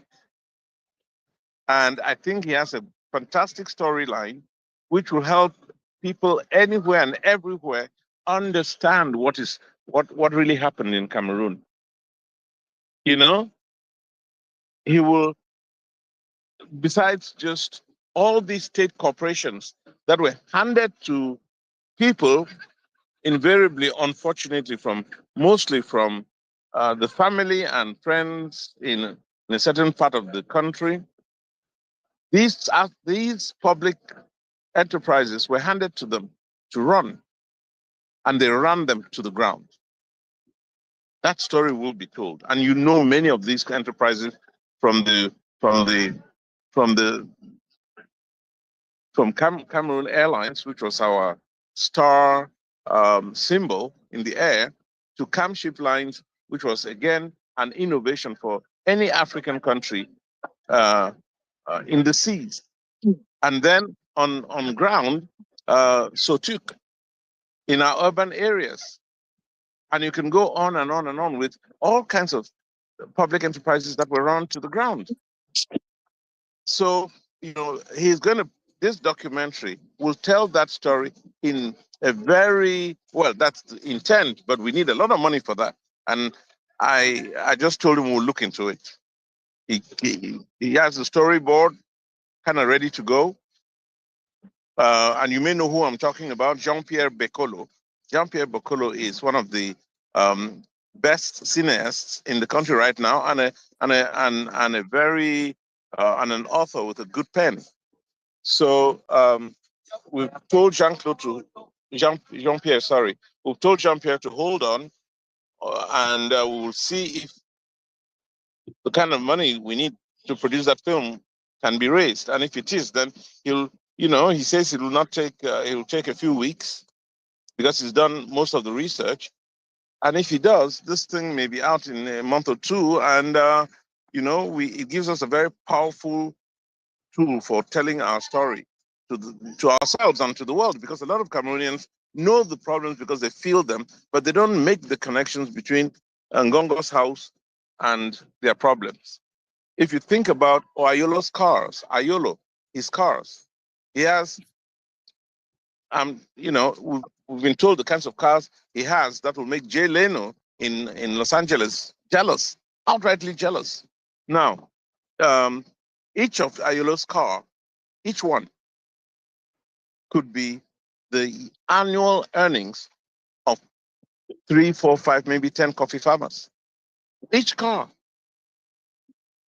Because if each of the 10 coffee farmers are making $1 million a year, 1 million francs a year, 10 of them, or even if it were 1 million francs in 3 months, every 3 months, so it would be 4 million a year, even 10 of them, 40 million, will not buy one of those cars. will not buy one of those cars. So think about this guy's whole life. His 6 children, he's making 4 million in 3 months. His whole eating, feeding of his children, sending them to school, all of that will not buy one of Ayolo's cars. This is the truth of the matter. And you know, if we can't tell that story in ways that people that connect to people, they will not really see, they will understand that, yeah, Ayolo should be kicked out, but they will not understand why it should be them or why it affects them. So we have to help make those connections, you know. And so I say this from the perspective of raising the money to do the work that needs to be done. I know Elizabeth will give me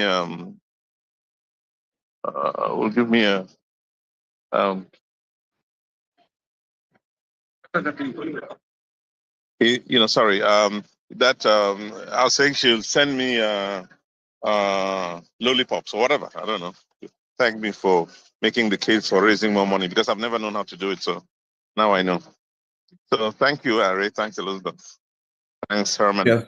Yeah, thanks, Eric, and for that. I want to thank everyone. Herman, if you're here, we'll be rounding up now, and I'm going to ask for you all to stay engaged this week.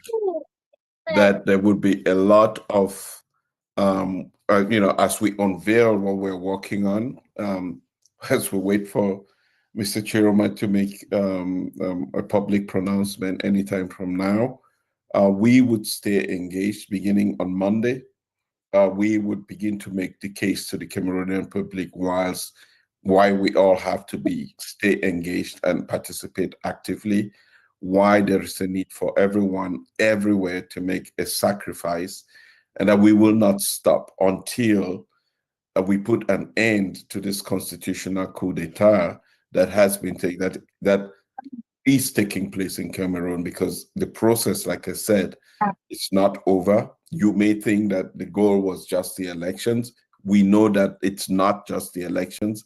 It's waiting. The process is to ensure that more than just Mr. Biya, it's another next generation of kleptocrats that are going to put themselves in place to continue with this regime that has for 43 years really dragged our country into the doldrums of economic difficulty and challenges for everyone.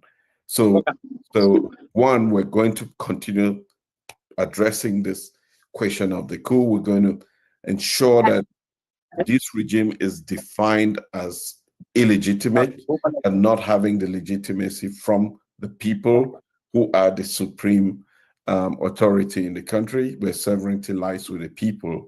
That's something that we're going to do. And then we're going to be mobilizing the people to ensure that they participate in this process. And there's several parts that we're going to be taking as we embark on this, which have been shared in our strategy that we developed, that we shared with you. And so all of this action-packed week lies ahead of us. And in the mix of all of that, things may change. We would have to come back and adjust. But whatever it takes, we're going to be here walking with you, standing with you as we embark on try again the resistance to this constitutional coup that's taking place right in front of our eyes. Eric, you wanted to come back? And then I'll hand this over to Herman. Yeah, just a quick, I forgot to mention this when you gave me the floor. I was going to say that we want, and I think Mr. Tchiroma has agreed to talk to us and take questions when he can and when we can arrange it.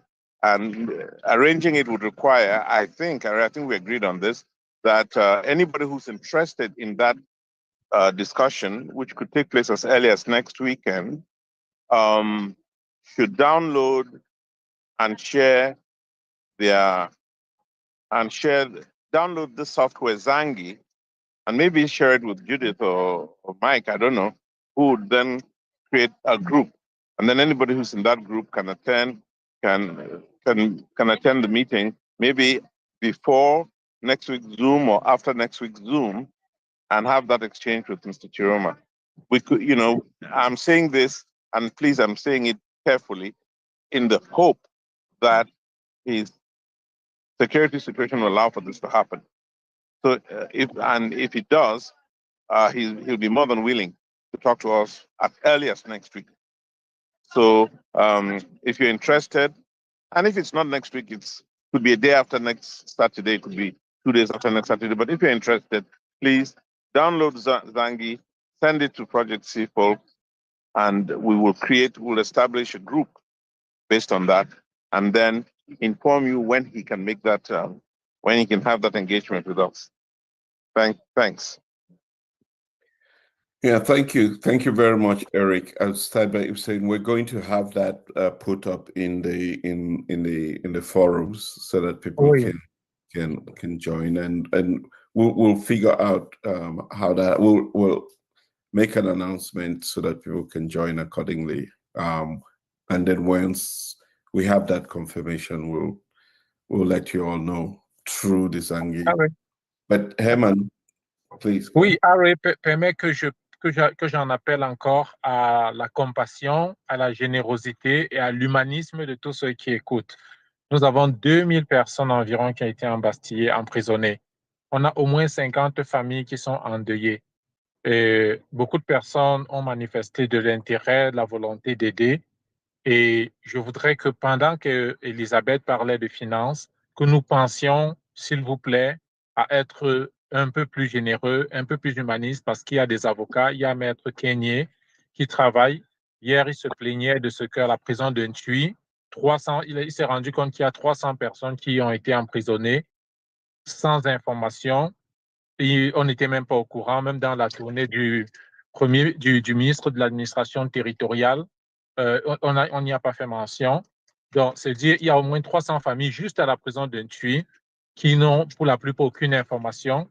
À Douala, on n'en a aucune idée. À Yaoundé, à Bafoussa, partout. Donc, si des personnes qui écoutent veulent prêter une attention particulière à ça, elles peuvent contribuer avec l'idée que voilà où les fonds sont dirigés, il faut se déplacer. Il y a le collectif des avocats de Maître Ngefak aussi qui travaille là-dessus. Si ça peut vraiment aider, je sais que Njumanto, oui, quelqu'un a posé, je sais que Njumanto travaille là-dessus, mais c'est extrêmement demandant en termes de déplacement, en termes de communication, en termes de personnes accompagnantes. Donc, c'est juste ça que je voudrais ajouter à Ray pour nous tous. Merci. OK. Merci beaucoup, Herman. Do all you can to donate to the movement, and do all you can to donate wherever you can, even if you know families that are affected and you want to donate to them directly. Please, this is a moment for us to do what we can, be united, stand for justice. This is a moment for everyone, everywhere, to play your little part. Let us not be discouraged. Again, I said the elections itself was just part of the constitutional coup that is taking place. We have to stop it before it gets to completion, because when it gets to completion, our country would have regressed to pre-colonial days in essence. Because what we are seeing now in Cameroon is a choking of the liberties of our people in ways that we have not seen even in the 90s, where people cannot be allowed to express themselves. They don't have the freedoms that are enshrined, one, in our constitution, but even the law of associations that was promulgated in 1990. And even we're seeing TV stations being stifled from communicating information about the elections. Newspapers are being put under tremendous pressure not to publish some of the incredible things that we've been putting out, but we will continue. We're seeing people being targeted on social media as well. We also know that, yes, when we embarked on this campaign, we didn't think that it would be a walk in the park. We are also under attack, and besides the Zoom that was attacked, but we are under attack with people talking about the work that we do, those in the diaspora wanting to to influence change in Cameroon. And that is something that we're going to do with pride, with dignity, because the people in Cameroon deserve the dignity that our children here have, that we have children here that go to good schools. And why would a child in Cameroon not be entitled to that for a country that is blessed with so much resources? So if anything that we're going to take away from this conversation here today is that the fight continues. We are working with people in Cameroon. There's a lot that is happening behind the scenes. There's a lot of conversations. We're asking for you to join us and be part of the committees that are working actively. This is winnable. We believe the next 45 days will be crucial for the future of our country. And I'm going to leave it at that. But if you are part of one of these committees, the numerous ideas that we're getting and the creative and innovative ways in which we're taking the fight to the government are things that we haven't done before. So please do not be heartened. Please make a commitment this week that you will get involved, you will donate, you will. There's so much happening. I see there's a lot of conversation about the deputy mayor in Douala who made a comment on television. It's incredibly important that there's somebody on our team that's actually met with him today. So we're federating all resources. We're talking to the various groups in the diaspora. This is a moment of incredible unity, because united is going to be the force that is going to win this. All legal actions, all demonstrations, all of those things are tools that we have in the toolbox. But what will win this is a united force. And that united force is what is going to bring the change that we need for Cameroon. So we're going to end here today. And I'm going to say, please stay tuned to see. Every Monday, we're going to use Mondays. We will shut down the forum on Mondays, and we'll put in the WhatsApp groups the actions that are designated for the week. But on Monday, we really will be focusing on those that are arrested, highlighting their story, their names, and so that we can put pressure on the regime to ensure that it works to set free the people, because that's the only language that the regime understands. We'll name and we'll shame them, and we'll ensure that that you all play a part in this process. So again, thank you very much for being here. I see one question. Have we considered establishing a research and intelligence committee? That's a good idea. That's something that can grow out of one of the committees. But I want you to know that the IT committee is doing a lot of intelligence, or should be doing a lot of intelligence work as well, because that's one way. By the way, there's a lot of intelligence that is being captured, and I'll leave it at that. So much is happening. Please be confident, just as we are, that we're moving in the right direction. Oh yes, I see another comment there that go out and seek their loved ones' freedom. People should be, as Eric said, the goal is that at every prison, a New Bell or every place where we have these people in detention, there should be mobilization around that. We saw the women who turned out at the police station in Douala, the impact that it had. We need those small moments. The moments may look small, but those are the big moments when you show up in front of a prison to release people who are in detention just for their political ideas.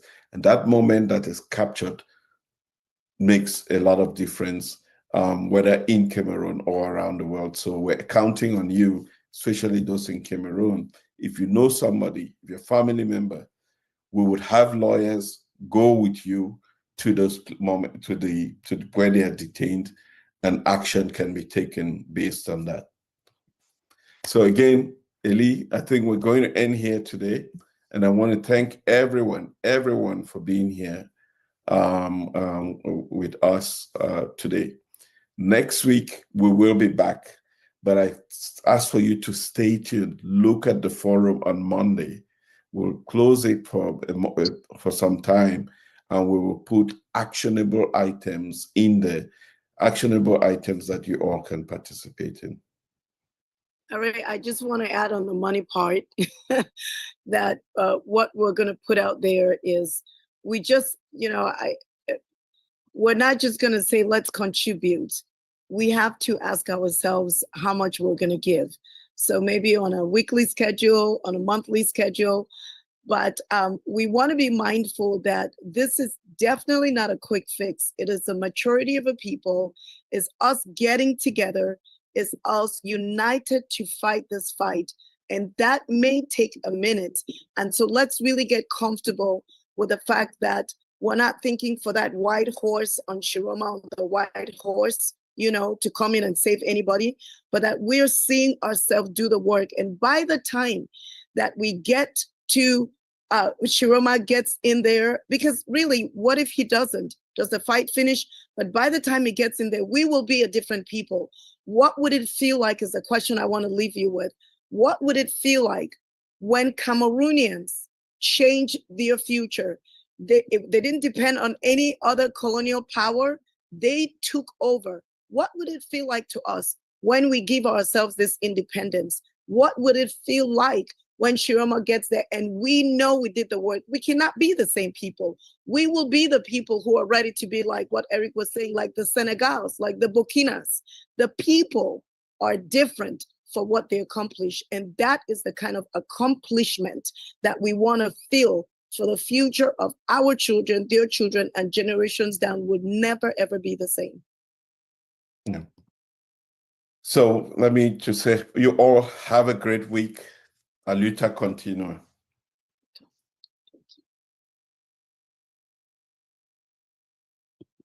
Yep. Thanks and bye, everyone. Bye.